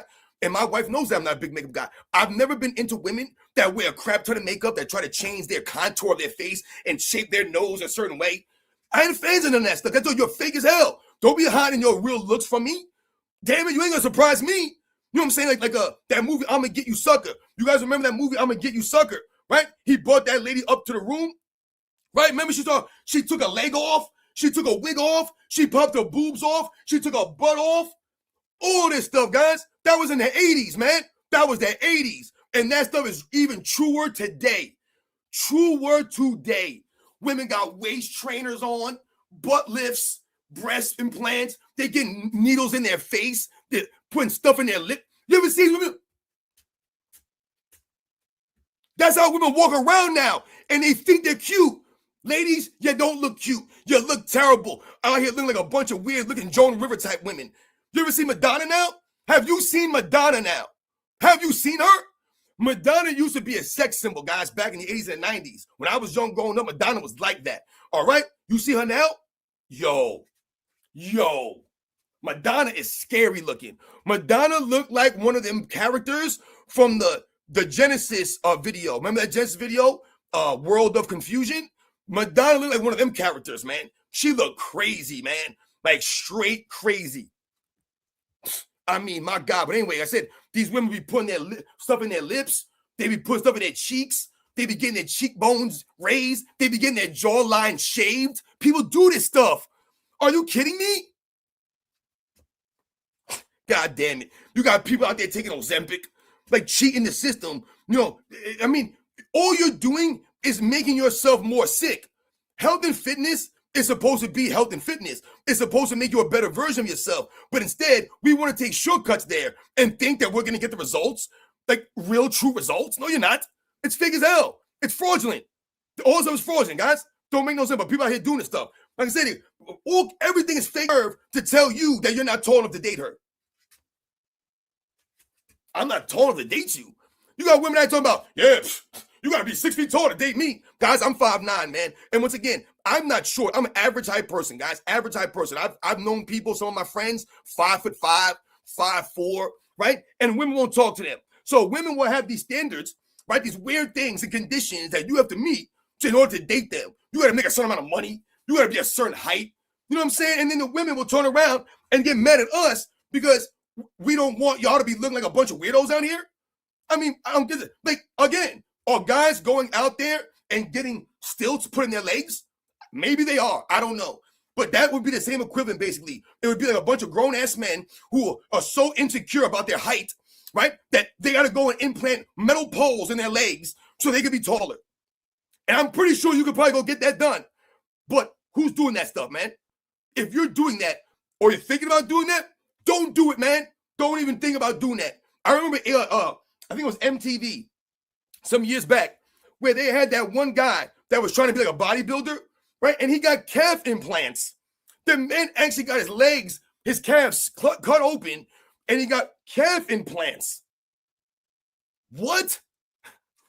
My goodness, man. What are we doing here? So like I told you guys, the women, like I said, sometimes, like I said, it's not a knock on women, but like I said, when you think about some of this stuff, man, and that lady's going to say, oh, I'm giving all my kids sneakers away. And then there's that one lady talking about, oh, y'all going to fall for that Ice Cube story? Fall for the Ice Cube story? What story? You clearly see Michael Jordan not doing anything inappropriate with that child. But you're going to sit there and make it seem as if we're just covering for Michael Jordan because we love Michael Jordan? And you got the weird, crazy LeBron James fans jumping on this and using this in the GOAT debate. So I saw several people in the comment section say, oh, you're going to try to tell me that Michael Jordan greater than LeBron James? There's no way Michael Jordan greater than LeBron James now. I tell you, man, only LeBron James fans, they use this weird stuff in these debates. Things that have nothing to do with anything. They use this stuff in a GOAT debate when we know it's not even true. Come on, man. Like I said, if the kid's father would have came out, right, and made a public statement and was suing Michael Jordan or asking to file charges on Michael Jordan, then we could talk about something. Wake me up when that guy presses charges on Michael Jordan for touching his son. When that happens, we can revisit this. It's never going to happen because Michael Jordan wasn't doing anything inappropriate. He's never been known for that kind of person. Never once. Like I told you, why would he pick that opportunity, that place and time to do something weird? And remember, in society, there are a couple of things that you don't want to be known for. There are a couple of things that you don't want to be associated with. And I told you guys what? I worked in a jail for a lot of years, guys. A lot of years. Guys that were in there for murder, guys that were in there for armed robbery, guys that were in there for the R word, guys that were in there for doing things to children. All kinds of criminals, guys. All kinds of people. Some people in there for a DUI. I told you, man, when you work in a jail, not a prison, a jail, you get the entire gamut, guys. You get people in there for jaywalking, or not jaywalking, for trespassing. People in there for, walking around with an open container. Maybe they go to jail for a couple of nights, right? People just there for, like I said, simple things. But then you got people there for really bad crimes, facing life in jail, right? Facing all these years, right? Hardcore drug dealers. I'm talking about dangerous, dangerous people, gang members. I've been around all these people, guys, all right? And the two kinds of people that you don't want to be in these scenarios are the R people and the child people. Those two people, if you violate women and you violate children, you don't want to be in a jail. You don't want to be in a prison because there's something called honor amongst thieves. And you guys have probably heard that saying before. So in a jail scenario, I've never been in a prison, guys. I've worked in a jail, though. In a jail scenario, when you have guys that are in there for violating women, for people who are in there for violating children, these two specific things, those guys are in trouble, man. Those individuals are what we call protective custody. They go on PC, protective custody. All right? So what that means is when those individuals come out of their cells, they can't be around anybody else. No one can be around them. There's two ways you can get on that list. You get on that list, once again, by the kinds of crimes that you've committed. You committed these heinous crimes, these disgusting dirtbag crimes, right? Think about that. Even criminals acknowledge that those kinds of individuals are beneath them. So the armed robbers, the murderers, the gang members, right? All these guys, they look down on them dudes, all right? That's how bad it is to do those kinds of things. So again, when you're talking about these kinds of individuals, when they're in these settings, they have to be protected. Either that, or you're such a dangerous individual that you have to be on PC. And we've had people like that, guys that were so dangerous, they had to come out with a supervisor, 2 officers, handcuffed, shackled. I mean, guys, some of these guys were scary, man. I'm telling you guys right now. And the reason why they were scary is because you did not know what they were going to do. They were unpredictable. These guys were violent. Some of these guys were really big. Some of these guys are really tough. I'm telling you, man, there were times where we're trying to subdue one person. And it's taking us 5, 6 guys to get this person. Why? Because we're trying to get the guy's arm behind his back. We're trying to do things the right way. We're not just trying to pummel dudes up and beat them down. No, we're trying to do things official. And these guys are doing this, and they're grabbing their arms, and they're resisting, they're flying everywhere. And we're trying to get guys. Man, I've wrestled around with murderers, guys. I've wrestled around with weird dudes out there, gang members, man. I remember one time I broke up a fight. It's a gang, right? In the mine, I told you, some of the most dangerous people we had in there were the young kids, 17 years old, in the gangs, because they had something to prove. Those guys were dangerous, them kids, because they always had something to prove to the older guys. So they would do dangerous things. They would put themselves out there, and then they would say, yeah, they didn't even care about going to prison, guys. 17 years old, 18 years old, they didn't give a damn. I would try to talk to some of these kids, and they'd look at me and they'd be like, yeah, man, I don't care. And they'd be, yo, I can't wait to go to prison, because it was a badge of honor for them. They were going to get more respect going to prison at 18, 19 years old, right? As opposed to doing other stuff. But anyway, there was in the wing, in the A wing, we have different wings. And the A wing is the minor wing. The minors are upstairs. you have to keep them separated from the adults, right? So they would come out for recess, watch TV, and certain times of the day that were different from the other guys. So what ended up happening was there was an OG, right, an older guy. He was like in his early 60s, right, old black guy. And what ended up happening was he ended up getting in a back and forth with a couple of the young kids upstairs, right? There's 2 floors, and they're yelling at each other downstairs, upstairs, yelling at each other. Now the gates are locked. They have no access to get to this guy, right? So what ends up happening? So a couple of days later, they remember this stuff, right? And they make a plan to go get the old guy, right? So I remember one day I'm working, and all of a sudden we get an all call, right? All officers to A-Wing. So we come running down the hallway, right? Because you don't know what's going on, right? If an officer is hurt, one of your people, one of your friends is getting pummeled in one of the wings, you never know what's going on with these guys. So you go running down there not knowing what to expect. And we come around the corner. I was one of the first guys to respond. And I come around the corner and I come into the housing unit. And what ended up happening? As I get there, nothing's going on. The fight is done with. And that old black guy is on the floor in a puddle of blood.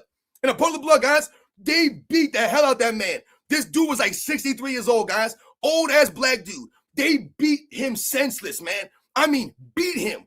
I tell you, blood everywhere, man. And they left him on the ground. And when we walked in there, all the young kids were upstairs. And they were leaning over the railing and they're laughing. They're all laughing at him. And as we're trying to pick this guy up, right? They're screaming at him. Yeah, keep running your mouth, OG. What you got to say now? Right? You ain't gonna talk. Yo, these kids are ruthless, man. Dangerous, man. I told you. Straight crazy in some of these places, man. So again, these are the kinds of people that go in protective custody. Those kinds of people. And you're gonna sit there and put Michael Jordan in a conversation in the same sentence as guys like that? And I said, these children violators? That's sad, man. That's really sad, guys. Like I said, it's really sad, man. Goodness gracious, man. Yeah, yo, you know it's crazy. I see someone wrote here, they must have sharpened their plastic butter knife. You know it's crazy, guys. Like I told you, man. The jail that I worked in, not saying it's a crazy jail. Like I said, it's a jail. So like I said, you never know in a jail. Like I told you, we got people from New York City in there. You got people from other states, right? People get pulled over by the state troopers and they get arrested in a town that they don't even know. I told you, we had a guy from Detroit who came to the jail, right? They transferred him to the jail for some crime that he committed like in the 80s, right? And this guy was in a Detroit prison for murder, for chopping up his neighbor with a chainsaw. That's what he was in prison for, all right? So you get all kinds of crazy ass dudes up in there doing crazy things. And like I said, when you talk about, how even criminals look at those kinds of guys differently. Those guys don't get no respect. No respect. They respect the murderers before they ever will respect a woman violator or a kid violator, man. So we're not going to put, Now, the old man wasn't a violator. He wasn't doing that. He got beat up because he was running his mouth. He was running his mouth, man. He was an old black dude, man. And I told you, listen, I'm sure part of it was he didn't think they could get to him, right? The gates were always locked. They had no way to get to him, right? So in that opportunity that they had, they got to him. You know what I'm saying? Like I said, the kids, I remember one of the kids, he climbed over the railing, right? And almost killed himself trying to climb the railing to get to this guy. And that's how they ended up getting him. So, listen, remember, I've told about this before. No one's above an ass whooping, right? No one is. And a lot of those young kids, I told you guys, they don't care. That's what makes them dangerous and scary, is that they don't care. They'll shoot you in the head. You know what I'm saying? They'll rob you. They'll bust up in your home. They don't even care, man. But I told you, they're trying to get cachet. They're trying to build credibility, right? And trying to build street cred from the older guys. So when you go in a jail scenario and you got a bunch of guys from a certain gang in there, what ends up happening? You have one guy who's in charge usually, right? Or there are certain ranks, guys at levels, and you have the foot soldiers out there, the young kids. Those are the dangers. Those are the guys that are doing the dirt. So those guys will tell you. Those guys don't even got to say nothing. They give them young kids a look, and the young kids know what to do. They know about that. But anyway, I told you guys I broke up a fight one time in the jail. And I'm going to go after this, guys. I know I'm rambling on here and just talking crazy, man. But I broke up a fight one time in a rec yard, right? I was working in one of the housing units. It was a fight outside in the rec yard. So I went out there. It was two guys fight one-on-one. And this one guy when I came out there, he was beating this guy so bad, there was blood everywhere. I mean, blood everywhere, right? And he was on top of the guy, and he was just pounding his face, right? Bang, bang. He just kept hitting him. And every time he hit the dude, blood would just go. Blood was splattering, and there was snow outside. So there was blood all over the snow. So I called, right, my partner from the control room called the on-call. So I'm out there now. And it takes sometimes maybe a minute for everyone to get there, maybe 2 minutes, whatever it is, for people to respond to you. So I'm out there, and what I do is, when I see the guy pummeling him, I would normally have waited and wait for my backup to get in there. The problem was, I thought this guy was going to die. Like, that's how bad he was beating this dude. So I grabbed the kid by his shoulders, right? I grabbed him by his shoulders, and I pulled him back like this. And I didn't realize how hard I grabbed him, right? And when I grabbed him and I pulled him like this, he went flying. My adrenaline was pumping. I didn't want to hurt the dude, but I was trying to get him off him. So I used a lot of force. And when I threw this guy back, he fell, like hard. He fell down the ground. Guys, next thing I know, I'm trying to pick this other guy up out the snow. I mean, the guy was like this. Like, he was all beat up. And I'm trying to get him up, right? Like to lift him up to sit up. He's on the ground. Next thing I know, I'm being surrounded by all the young guys out there. And they're telling me to back up. They're telling me to get up off of him. Leave him alone. Back out of here, CO. This is what they're telling me. Yo, they're circling me now like vultures. Just walking around me like, yo, CO, let him go. We ain't done. Yo, get out of here, CO. Yo, you out here by yourself. That's what they were telling me. You out here by yourself, man. And I knew backup was coming. I just didn't know how much longer I had to wait for these guys to get there. Also, what I realized is that there was two of them blocking the rec yard door. So even if backup came, they're blocking the door. No one can get outside to help me. So they're surrounding me now. And I remember I turned to the guy that was fighting. He was like, he was like the head guy out there, let's say, right? So I turned to him and I said, yo, man, the fight's over. I'm like, you beat this guy down. I'm like, you don't want to get charged with murder now? Do you want to get a murder now because you beat this guy to death out here in the rec yard? You went in for a minor charge. And now you might have attempted murder on your hands because you pummeled this guy into nothingness. All right? I mean, beat down this dude. So as I'm doing that, they start walking toward, now they're closing the circle on me now. And now I'm getting ready to defend myself. I'm ready to take an ass whooping here, guys. I'm ready to get my ass whooped. They're about to jump me, and I'm going to get beat. Yo, I'm going to get kicked in the face. I'm going to get stepped on in the neck. I'm going to take a beating here, man. And my only thought was to try to get at somebody and get them in between me. So I wanted to grab somebody, put my back up against the wall, and have this guy in front of me and hold him in front of me.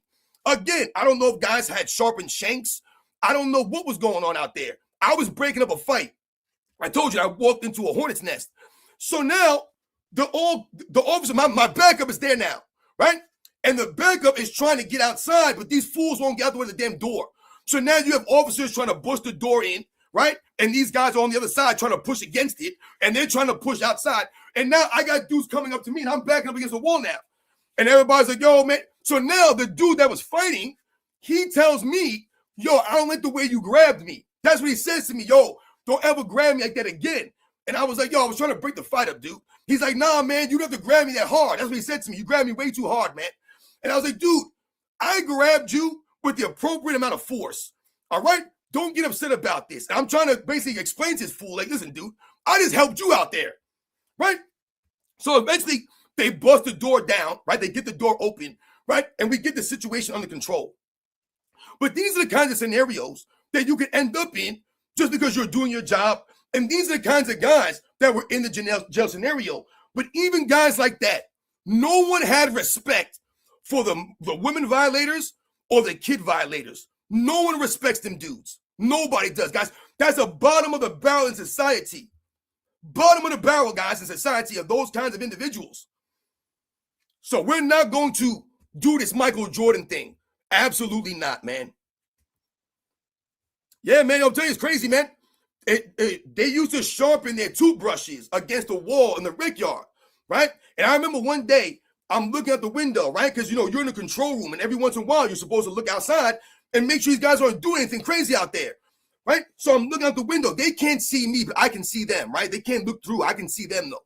So I'm looking down, and the freaking guy is right there against the wall, sharpening his toothbrush against the wall to make a shank out of it. And I'm watching this fool, and he don't know I'm watching him. So I called the sergeant, and I was like, yo, Sarge, I was like, listen, we got this dude down here sharpening his toothbrush on the wall over here. So you don't know if he's sharpening it there to do something in a couple of seconds. Like, he might be sharpening it to go outside and stab somebody, man. You don't even know. So again, you call for other people to come down here and talk to these guys and ask them what the shanks are. They don't want to tell you. They're hiding stuff. They want to play dumb. And we have you on camera, fool. You on camera sharpening the damn thing, but now you want to act dumb? But this is what you get down there, man. You know what I'm saying? There's a bunch of crazy stuff sometimes, man. I told you guys were making alcohol out of ferment, and they be in there getting drunk. And they getting drunk, man. Crazy stuff. All the time. These guys will drink anything. I tell you, it's dangerous sometimes, man. Some of the things these guys were drinking, man. But like I said, this is what you get. But even those guys don't respect the other kinds of people in there doing things, man. You know what I'm saying? Like, that's just the facts, man. So again, the whole thing with Michael Jordan is just weird. I told you it's weird that even got brought up when you clearly didn't see anything like that. Shout out to you guys. Damn, man. I didn't even see you guys supers. Eco UAs from the raid. I don't even know who that is. From the raid. Turtle Island. Shout out to you. Turtle Island became a YouTube member. Yo, shout out to you for becoming a member. All you guys out there, like I said, it means a lot, man. High caloric weave warriors always talking ish. Exactly. Doesn't make any sense, man. Some of these people. Yeah. I'm telling you guys right now. Don't see, you know what's crazy? And what do we talk about? And I'm leaving on this. I told you guys all the time, man. When I worked in the jail for a long time, guys, all right? And like I said, when you talk about scary individuals, you talk about dangerous people, you talk about tough people, man. People who come from tough neighborhoods, who come from tough upbringings, right? Just tough stories of their lives, right? And sometimes we get put in positions where, like I said, we make mistakes. So I always try to treat these people in the jail with respect. I always try to treat them with respect. Always. Because again, I understand. Okay, I understand, man. Like I said, people make mistakes, things happen. All right, I get that. So I always try to give guys, the benefit of that in the jail. And I always try to give the guys and treat them with respect. I try to treat them as grown-ups until it wasn't time to treat you as grown-ups anymore. If you want to act like a kid, you want to act like a fool, you want to be a goof in there, I don't give a damn who you are. Then I'm going to treat you like that. And I told you, I got in certain scenarios in there where guys threaten my life. Guys told me they see me out in town, they're going to kill me and my family, right? All this kind of stuff. I've been told that many, many times, guys, and I work in a small town, right? The jail was in the town that I worked in, guys, that I lived in.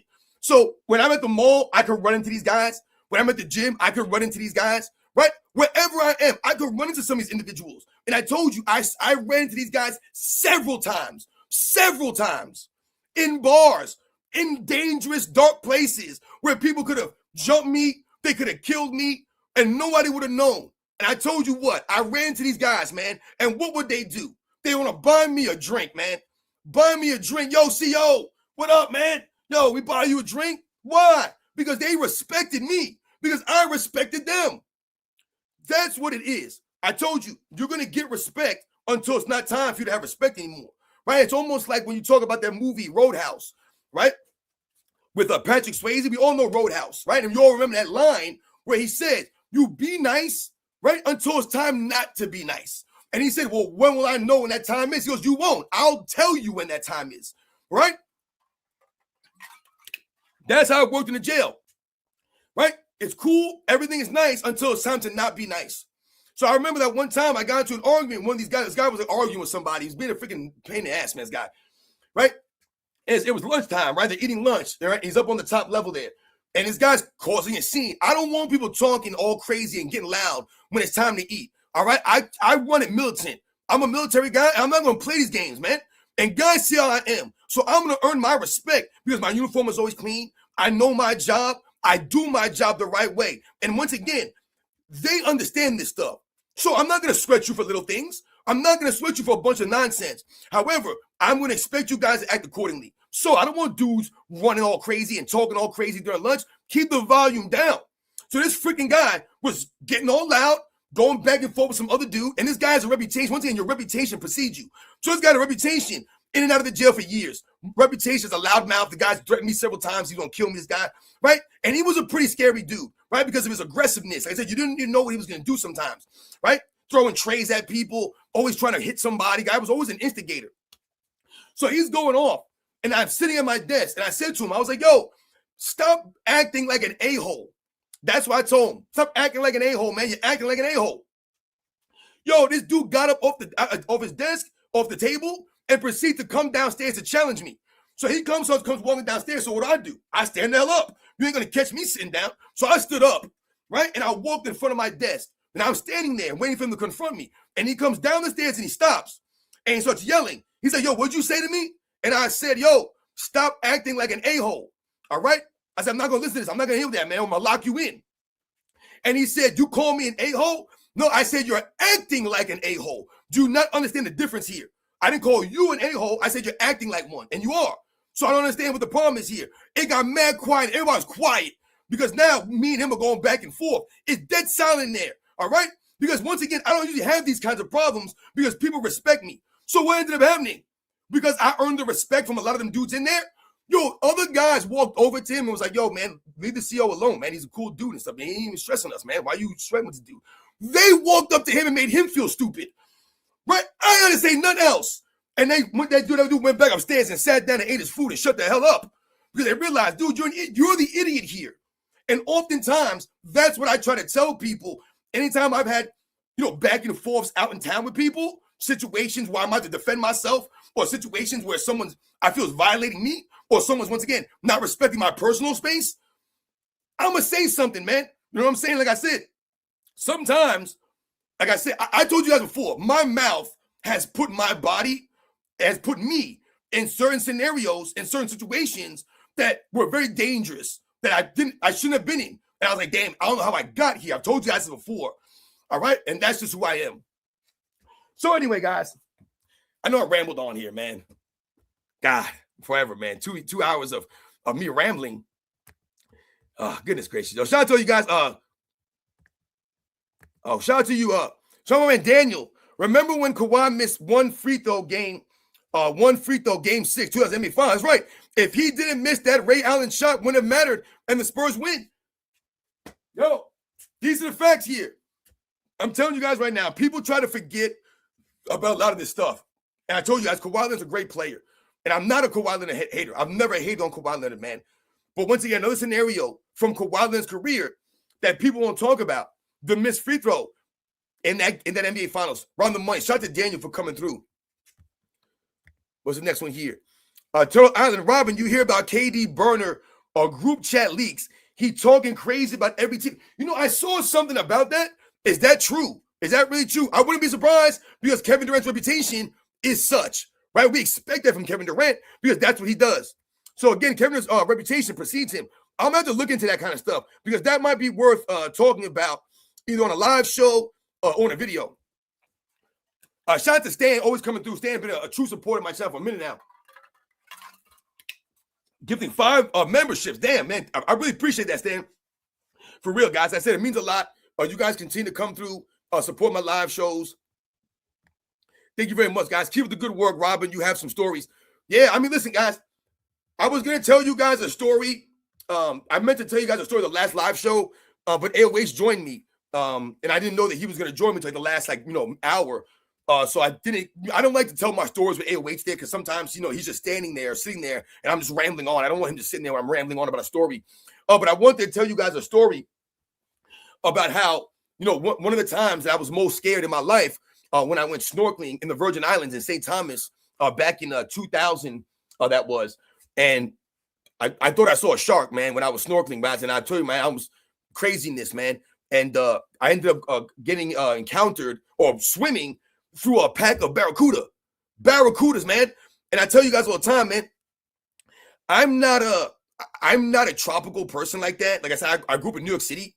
I'm not from an island. Like I said, none of that kind of stuff. I've never been to tropical places like that. When I was growing up, we didn't travel like that. I didn't.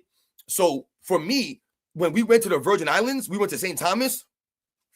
Do you guys want to hear the story? Do you want to hear my story about the barracuda? It's nothing crazy, but it's just, to me, it was funny. I mean, I don't want to keep you guys. I know I've been rambling all Sunday morning here. I mean, Sunday morning, all Tuesday morning here. I think that's a quick story, man. About the Barracuda. All right. So once again, bear with me, guys. Hang in there with me for a couple more minutes. Just give me like 10 minutes on this story. All right, guys, 10 minutes to tell you guys this quick story. Once again, from the Virgin Islands, St. Thomas. All right. So let's go start from the top here, guys. All right, start from the top. So I told you guys, I did 2 deployments when I was in the Navy. 2 deployments, one before 9/11 and one after 9/11. All right, we were doing Operation Southern Watch was the name of the operation that we were doing on the first deployment, right? Operation Southern Watch, right? And we were basically enforcing a no-fly zone. All right, so if you guys don't know what that means, a no-fly zone would be like, if a certain airplane went over or traveled into certain airspace, if they kept continuing flying in this airspace, then we had the authority to shoot their planes down. All right, so like Iraq, let's say, for example, right? There were certain places that they could not fly their planes. So we were operating in the Operation Southern Watch, no-fly zone. Anyway, so my first deployment, I told you guys, we went to Italy. We went to Suda Bay. I told you guys the story about Suda Bay, Crete. We went to Spain. We went to Turkey. And we went to the Virgin Islands, all right? And, we went to a couple of places too, but we went to the Virgin Islands, guys, right? And we went to St. Thomas.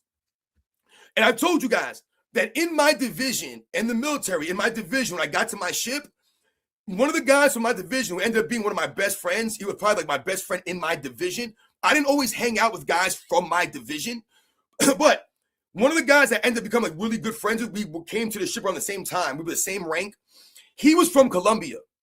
From Colombia, the country of Colombia. All right? I've never been there before. But guys, I'm telling you something right now. Some of the stories that this kid was telling me about Colombia, some of those things that he saw, as a young kid growing up in Colombia, guys, you think it's crazy in America? You think it's dangerous out here? Yo, this dude was telling me stories about how, once again, he's at a party, right? He's like 9, 10 years old. He's telling you, right? He's at this party. His parents are there. There's all these people. And they were at this party on the water. And it was at this person's house, right? And he was telling me that this person had a lot of money. And it was because of some of these things that go on in Colombia, right? So this person had a lot of money. And they're at this house, like a mansion almost, right? And the backyard goes off into the water, right? And he's telling me the story about how he's in Colombia at this party, right? And how these people on a jet boat drove up to the pier, got out with machine guns, grabbed the owner of the house, and took off on the boat, guys. They kidnapped this man in the middle of the party. He said, masked men with machine guns. That sounds like a movie, man. That sounds like some movie stuff. But that was Colombia, guys. Anyway, I'm with him, right? Me and him are really good buddies, man. All right? So we go into St. Thomas, the Virgin Islands, man. Beautiful place, St. Thomas, man. So we get to the island, and he tells me, I go out with him, right? Because my friends, the guys I normally travel with out in town, they were on duty section. So they had to work. So they couldn't leave the ship. So he tells me, hey, I'm going to go snorkeling at this place that you go snorkeling at, right? I found the place that you can snorkel at, and I'm going to go to this beach. Supposedly it was a beach where the locals only knew about, right? He found out about a local spot that the tourists didn't know about, and you could go there and go snorkeling, guys. Really nice water, really great place to snorkel. So again, I don't know if you guys have ever been snorkeling before. I've never been scuba diving before, okay? Never been scuba diving in my life. I've never had a scuba mask on or the tanks. I've never done scuba diving, but I've done snorkeling several times, guys. And there's a huge difference between snorkeling and scuba diving. It's not the same, guys. Not even close, all right? When you're snorkeling, you have to be more aware because when you have the snorkel and you're on the water, if you want to go underwater, if you want to dive down low, you have to hold your breath. The water's going to go into the snorkel. And you dive down there and you could do whatever. And then when you come up, you have to blow the water out of your snorkel. So there's like a certain level, there's a certain way to go about being a snorkeler or snorkeling if you're going to do those kinds of things. All right? Much different. So when we go to go snorkeling, I've never been snorkeling before, guys. Never once have I been snorkeling before this. Never in my life. This is the first time I've ever gone snorkeling before. So we get to this beach now, right? There's no one around on this beach, guys. It's an empty, his beach was beautiful, guys. It was one of those secluded beaches that only the locals knew about. But you could go snorkeling there. So we go to this shack that was there where you could rent out snorkels and stuff like that, right? So we get the snorkel, we get the fins, right? And we're out there getting ready to go snorkeling. So now we're on the beach. We're getting all this stuff together. Now, again, guys, I'm a very strong swimmer. Not because I grew up on the water, not because I grew up on an island, not because I had a pool growing up, none of this stuff. I told you guys before, and if I haven't told you guys, when I was young growing up, my parents worked a lot. I told you I grew up in the city. So me and my brothers, we were oftentimes after school, we went to the YMCA. That's where we went. We went to the Y, right? Because my parents were working. They couldn't get us yet. So we went to the YMCA. So during this time, I learned how to swim at the YMCA. You took swimming classes there, and I became a very good swimmer. If anyone's been to the YMCA back in the 80s, when you were learning how to swim, it went to different levels. So you started off with minnows, right? That was the lowest level. Oh, no, excuse me, guppies. Guppies were the lowest level. Then I believe it was minnows. Then I think it was flying fish. And then I think it was sharks. That was at the last level, right? And you had to pass a swim test for every level. I made it to the shark level. I graduated from the flying fish, and then I was getting ready to go into the sharks. But by that point, I was like 11 years old. My family was moving up to moving out of the city. So I ended up not, finishing the shark level of the YMCA. But I was a very, very good swimmer, guys. When I got to boot camp, and you got to the swimming qualifications in boot camp, remember, you're in the Navy. You have to learn how to tread water, not swim. You have to learn how to tread water in boot camp. So when you're in boot camp, they divide you. People that can swim, people who can't swim, right? So it's true story, guys. Most of the black people, they were on the non-swim side. Most of the black people can't swim. We always laugh about this kind of stuff, right? My dad can't swim. And then most of the, non-black people were on the swimming side. I was one of the only minorities on the swim side. So anyway, my swimming is very strong, guys. Very strong swimmer. So I was never doubting or worried about my swimming ability, to go snorkeling, guys. All right, this is an ocean, guys. This isn't a pool. This is an ocean, man. So we're there. We're getting everything on. And my friend, this kid says to me, he's like, yo, you see that island out there? I was like, yeah. Let's go swim out to that. Yo, guys, this island was like 200 yards away, man. It was like 2 football fields away, man.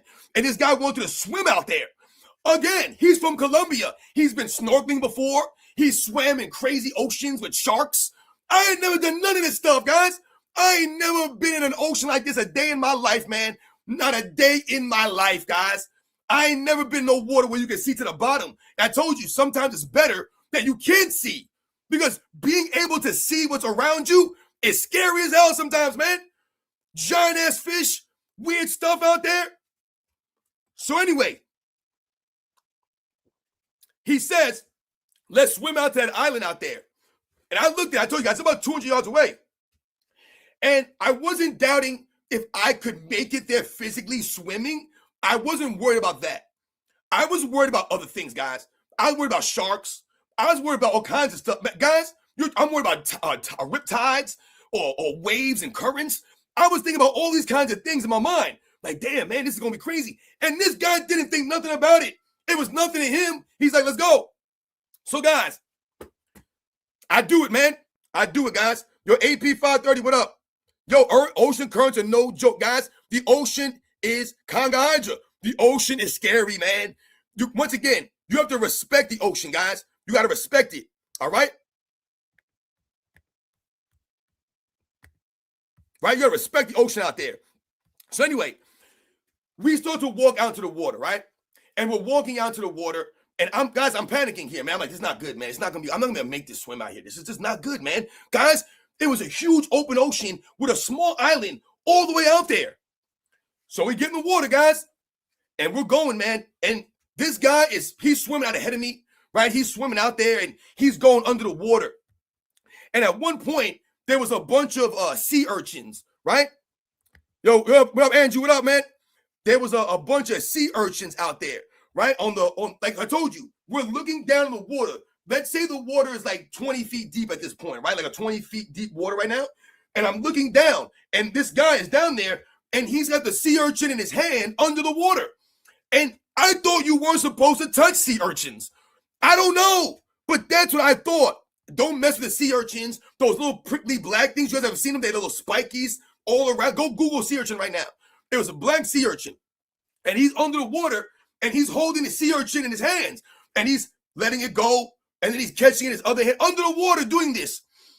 And I'm like, yo, this is crazy right now. So I dive down, right? And I'm starting to get the hang of going under the water, holding my breath, then coming up and blowing the water out of the snorkel.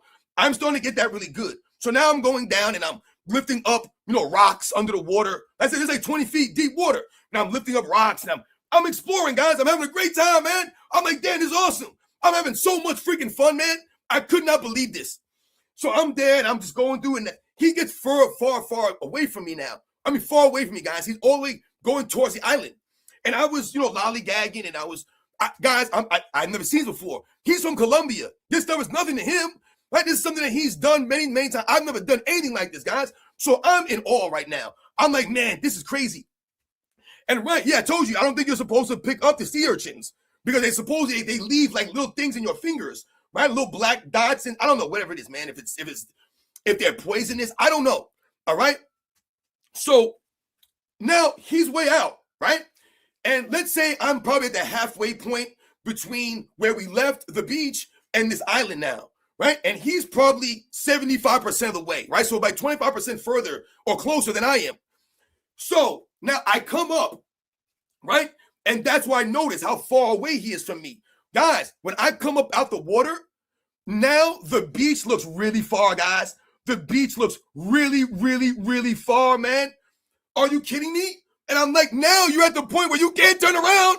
It's too late to go home now. You can't turn around, guys. And you get to that point, I came up and I'm treading water. And I'm looking around like this, guys. Ain't nothing but ocean. Ain't nothing but ocean. That little tiny ass island. Once again, and the beach is mad far away, guys. And I'm like, damn. This ain't good.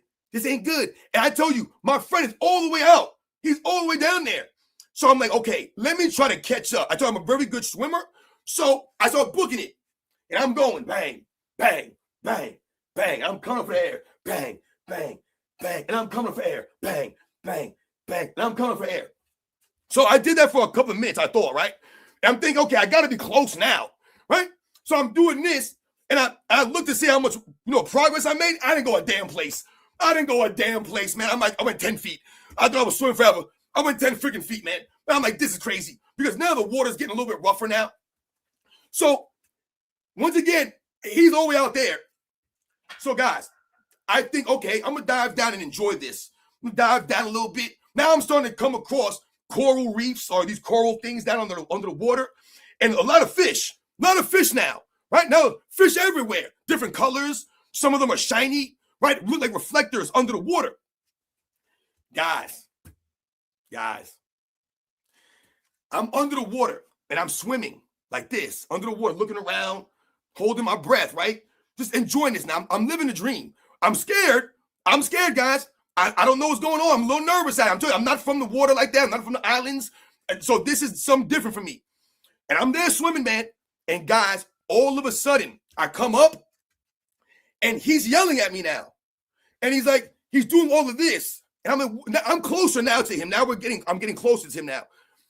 And he's waving at me and he's yelling, but I don't know what he's saying, man. I don't know what he's saying. So he's like pointing down the water. So guys, I'm freaking out now, man. I'm freaking out. I'm thinking it's a shark or something, man. And he's like, yo, and he's pointing down the water. And I don't know what he's talking about. So what do? The only thing I can do is I have to go under the water now and see what the hell's going on down here. Because, guys, you can see so far under the water. You can see so clear. I had never seen this. Insane, guys. It was like looking through glass. So I go under the water now. And, guys, what do I encounter? Some giant-ass silvery fish. 3 of them. I want to say these things were 4 feet long, maybe. 3.5, 3 feet long, somewhere around there. These giant silver fish. Silver. So I'm in the water and I'm swimming, and all I see is the light reflecting off of the bodies of these fish, guys. and I don't know what they are. So I'm swimming here now. Guys, I'm looking this way, straight ahead, because he's telling me that the fish or whatever it is right there. So I'm looking straight ahead, and I'm focused solely on what I'm seeing, reflecting the shininess, these giant fish. Guys, next thing I know, let's say the top of the water is like right here, right? And I'm up a couple feet under the water, and I'm swimming really slow. Guys, I look over, and there's a barracuda head right there next to me, guys.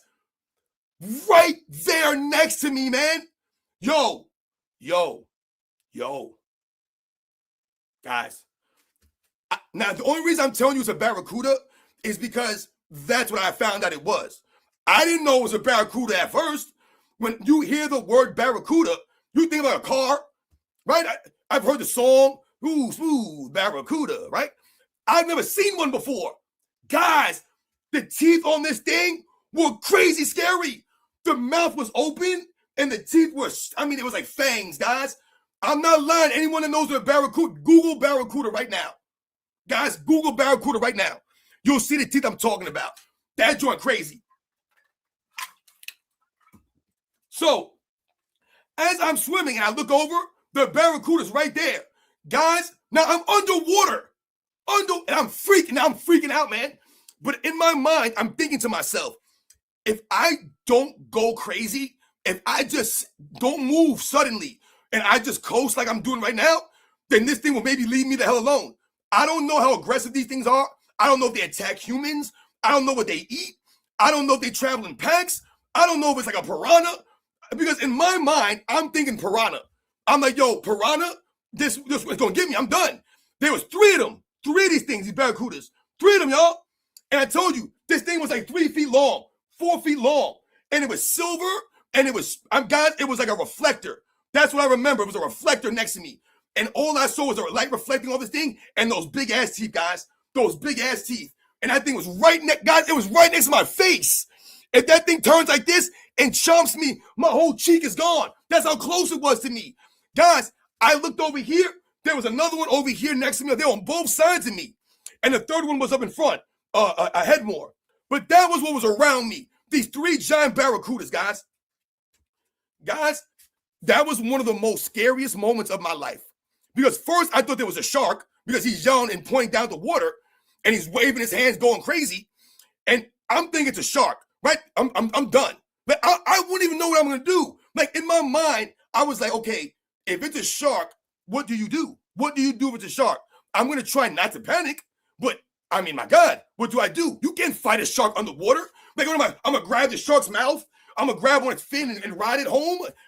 I'm going to try to dodge it underwater. I'm going to hit it with an uppercut. I don't know what I'm done. It's a wrap. You know what I'm saying? Maybe try to push a fish in front of me and get away. Throw up some dirt from the bottom of the ocean and try to disappear. I hide behind it like an octopus. I don't know what I'm going to do, man. You're done. You're done. The only thing you can do is hope that it don't want to get you and it don't want you. But that's not what I was faced with. I was faced with barracuda, which to me was just as dangerous. Just as dangerous, man. I was freaking out, guys. Freaking out.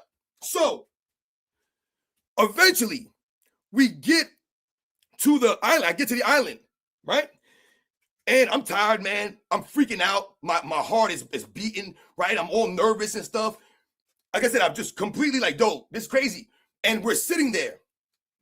And I'm talking to my friend. And he's like, yo, you okay? And I was like, no, I'm not okay. And I was like, yo, this is crazy right now. And I said to him, I was like, yo, look how far away we are from the beach, man. I'm like, yo, we got to swim back. I'm like, this is crazy, man. I was like, yo, do those fish, what kind of fish were that? And he starts explaining to me what kind of fish they were. And, see, I told you, for someone like him who grew up in Colombia, who grew up on the water in the oceans, like I said, seeing all kinds of crazy stuff, this was nothing to him. But for me, it was a big deal. It's like when people see rats or people see cockroaches, people freak out. I don't freak out. I grew up in New York City. Rats, roaches, that's normal stuff for me. I can deal with rats and roaches all day long. I can't deal with barracuda. I can't deal with sharks. I can't deal with this stuff. I told you the ocean is a scary place. We don't belong in the ocean like that. And I put myself in harm's way. I had a good time. I did have a good time, guys. I'm not going to lie. A great experience. I remember the story. I remember that. And that I went snorkeling. I want to say that was the first time I ever went, but I want to say I went snorkeling. I want to say 3 different occasions, like snorkeling like that in a tropical location, like in an ocean setting. 3 times I've been snorkeling, guys, and that was one of the scariest moments of my life, guys, was that whole scene with the barracuda, guys. So again, forgive me for telling my story and oh goodness gracious, guys. I mean, weird stuff. You know what's funny? I see Dakota, you put snakes here. You know what's funny? When I was in the military and we were in the the Arabian Sea, guys. When we were pulling into the Arabian Sea, you know what's crazy? We were pulling into Bahrain, right? Which like it's close to like Iraq. So anyway, we're pulling in there in the Arabian Sea. And when you look over the railing in the water was like a lime green color. It was really, like I said, this is back years ago, 2000s. The water was like a lime green color, this water, right? That we were going through. And when you look down the water over the railing of the ship and we're pulling in there, guys, there was nothing but these giant sea snakes. I'm talking about giant sea snakes, man. Giant sea snake. I never seen that like that before, guys. And these snakes were huge, man. And they would be swimming in the water. And we'd be on the ship coming in, and these giant snakes be in that water, man. I mean, crazy, man. I remember sometimes we would see these giant sharks out there, right?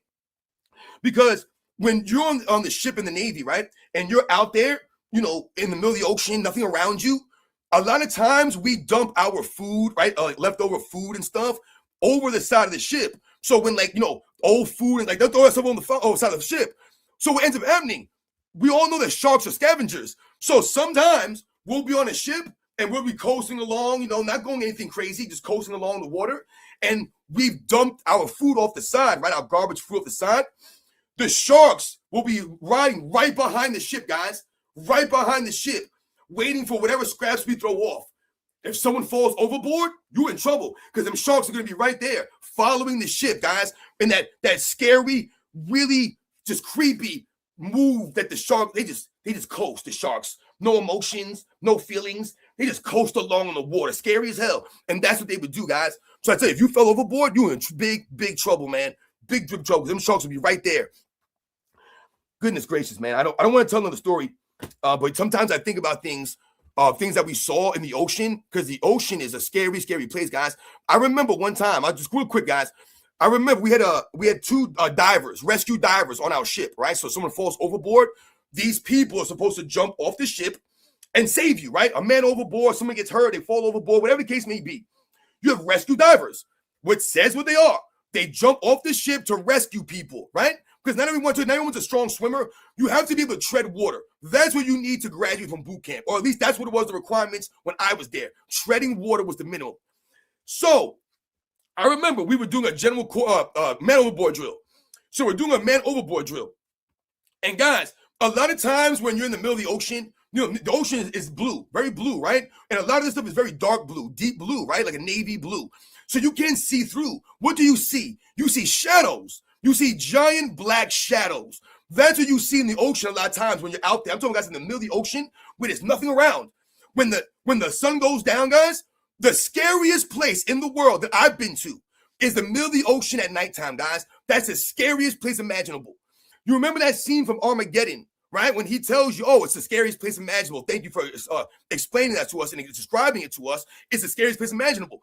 That's the open ocean at nighttime, guys. Guys, if you can't see anything. Guys, I was out there in the middle of the ocean, guys, where there's no land in sight. You cannot see your hand in front of your face, guys. That's how dark the middle of the ocean is, guys. It's dark as hell. It's scary, man. So anyway, we're doing a man overboard drill, guys. Middle of the daytime, right? It's not dark outside. Middle of the daytime. Man overboard drill. 2 rescue swimmers.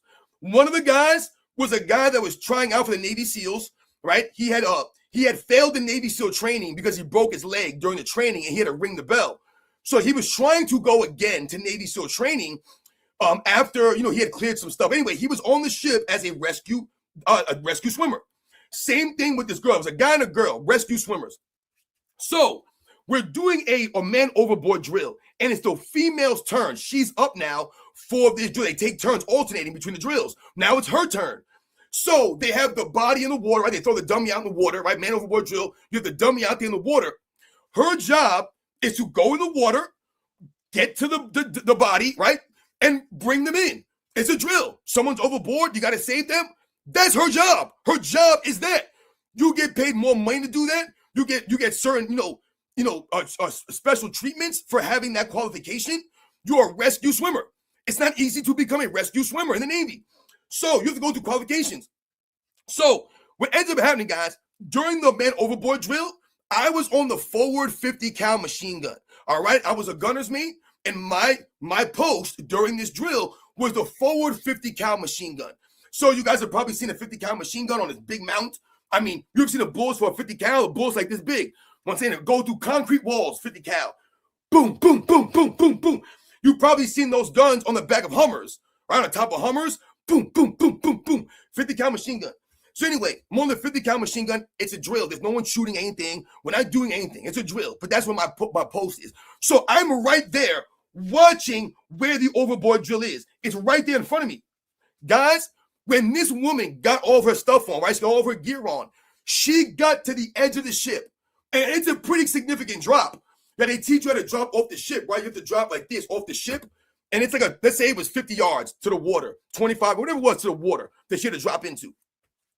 When she got to the edge of the ship and it was her chance, like her time to go in, guys, she stopped and she froze up. And no one knew why. So she starts pointing at the water. And she's pointing down the water. Guys.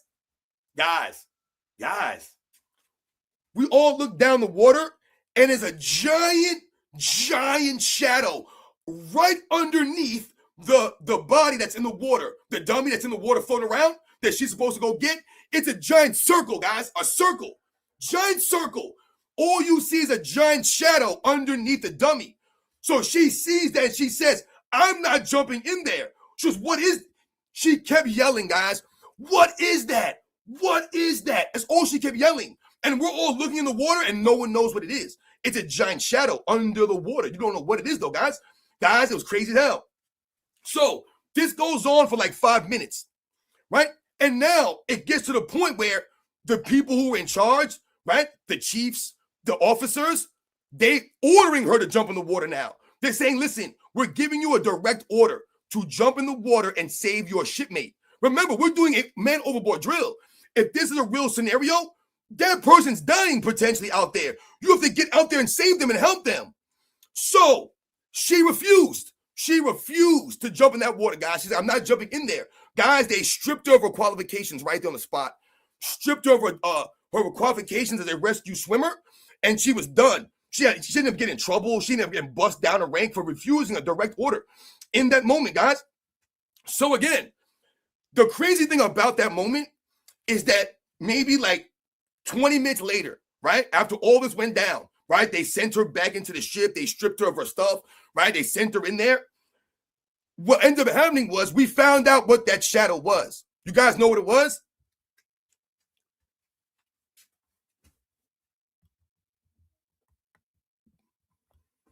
Yeah, jumping in, right, Newman? A lot of y'all ain't jumping in. Y'all ain't jumping in there. It's a scary thing.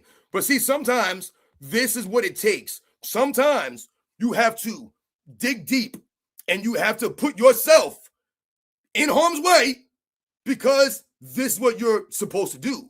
So again, I know it was a training scenario and it wasn't really someone dying out there or someone struggling out there. But this is why you do this stuff. You can't just be a rescue diver or a rescue swimmer when all the conditions are great for you, when everything is perfect, because you never know. So what ended up happening, guys? Yo, shout out to my man, Mark Book. That's right, Mark Book. It was a giant sunfish. I had never heard of a sunfish before. I had never seen a sunfish before. Guys, this thing was freaking massive. It came up. Massive. And when people started to realize what or saw this, a lot of people knew, right? A lot of the older Navy guys, they knew about this. They knew the sunfish. I'd never seen it before, guys. Never seen that before, man. It was a giant sunfish. Guys, go Google sunfish right now, and you'll be like, damn, it's a weird-looking animal, man. It's a weird-looking fish. It's so weird, guys, looking. It's a creepy-looking fish, but that's what it was.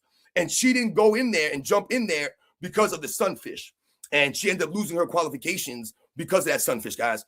So anyway, there's another story. I know I'm rambling on here, guys. Forgive me, man. I'm sorry. Goodness gracious, man. Yo, shout out to Story Games for coming through. Top 3 excuse makers, LeBron, KD, and Ben Simmons. Absolutely, man. That's great stuff right there. You're right on the money. Shout out to Story Games for coming through. Love them skins. It's not hate, it's facts. Absolutely. Absolutely. I'm not hating on Kawhi Leonard. Once again, guys, shout out to my man Charles over at Dreamers Pro. Shout out to my man Yowza Bag for coming through, a true supporter with the super thanks. Thank you very much. Let's roll.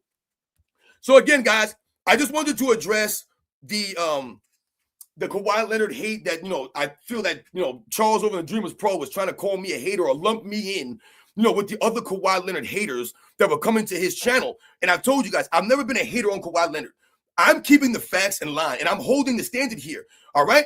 And I've broken down everything, all right? When we talk about LeBron James versus Kawhi Leonard, like I talked about on this live, and I said, can you tell me what Kawhi Leonard has done in LA for the Clippers that's greater than what LeBron James did in LA for the Lakers?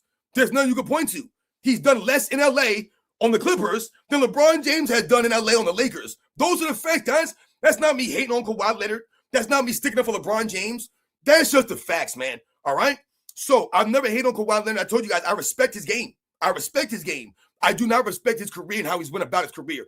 I do not respect his approach to the game. I do not respect that. I told you, man's been getting max money, all these max contracts, no trade clauses, and yet still, the man's missing games and games and games and games. I told you, if you're missing games in a regular season, okay, man.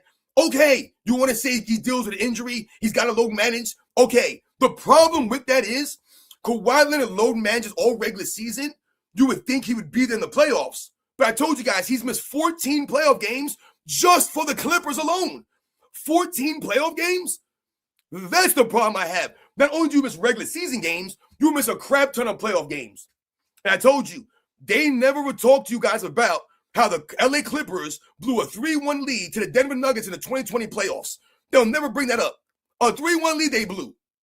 That's what they blew with the great Kawhi Leonard out there. So once again, we have to keep that same energy for everybody, for everyone. Remember, I'm setting the record straight on everyone. Everyone. You guys know the deal, man. These are the facts out here. So once again, thank you to all you guys that continue to come through. Thank you for all the supers, all the emails, the messages, guys. I hope you guys enjoy the rest of your day. Again, thank you for coming through with me. I wanted to address that stuff. Once again, I'm not beefing with Charles on the Dreamers Pro. I'm still subscribed to his channel. I'm not unsubbing from his channel. I'm not telling anyone to unsubscribe to his channel. I'm not saying anyone to not be a Kawhi Leonard fan or to be a Kawhi Leonard hater. I'm just, once again, setting the record straight on what I've said about Kawhi Leonard, what I was saying to Charles on his post, that I do not agree that was the greatest All-Star game performance in All-Star game history. I don't even think it's close. But he posted that. All right? You can't jump out the window like that. All right? We have to remain consistent. And that's what I try to be on this channel. I try to remain consistent for you guys, man. So again, shout out to all you guys, man. Yeah, there you go. Exactly. Yo, shout out to my man Kevin Kingsley. I know you're a huge Kawhi Leonard fan. I definitely come off as a hater. But once again, you can't tell me where I hate on Kawhi Leonard. That's why you guys sound ridiculous when you use the word hate. When I say that that's not close to the greatest All-Star game performance of ever, that's not hate. That's the facts. I gave you the facts. He didn't even win the championship. He played 3 games. And the one game, he was really good. Where was he the other 2 games, though? He wasn't there. So again, why are we talking about multiple All-Star games? The 3-1 lead that he blew. Kevin Kingslayer, make a video about that. I dare you. You won't do that, though. You know you won't. He said, only talk about his past. When you're ranking guys all time, your past don't come into play. So we only talk about the current guys? That doesn't make any sense. What are you talking about? Only talk about his past.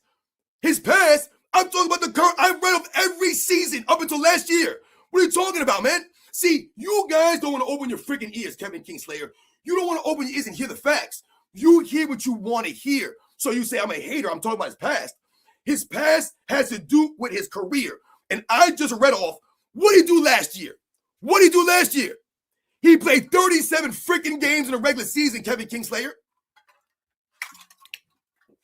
37 games last year, dude. 37 last year. Kevin Kingslayer, where are your videos? Where are your videos on Kawhi Leonard? You're such a Kawhi Leonard fan. Where are your videos on him? Where are they? Celebrate him. I dare you. About what? What's the record of the Clippers this year? What's the record of the Clippers this year, Kingslayer? What's the record of the Clippers when Kawhi Leonard was there? What's the record? They're trash. That's why they traded everybody. Oh, talk about him this year. What's he doing this year? Has he played every game this year? Nope. Once again, where are the Clippers ranked? Where are they ranked? Where are they ranked, the Clippers? Come on, man. See, you sound like a LeBron James fan.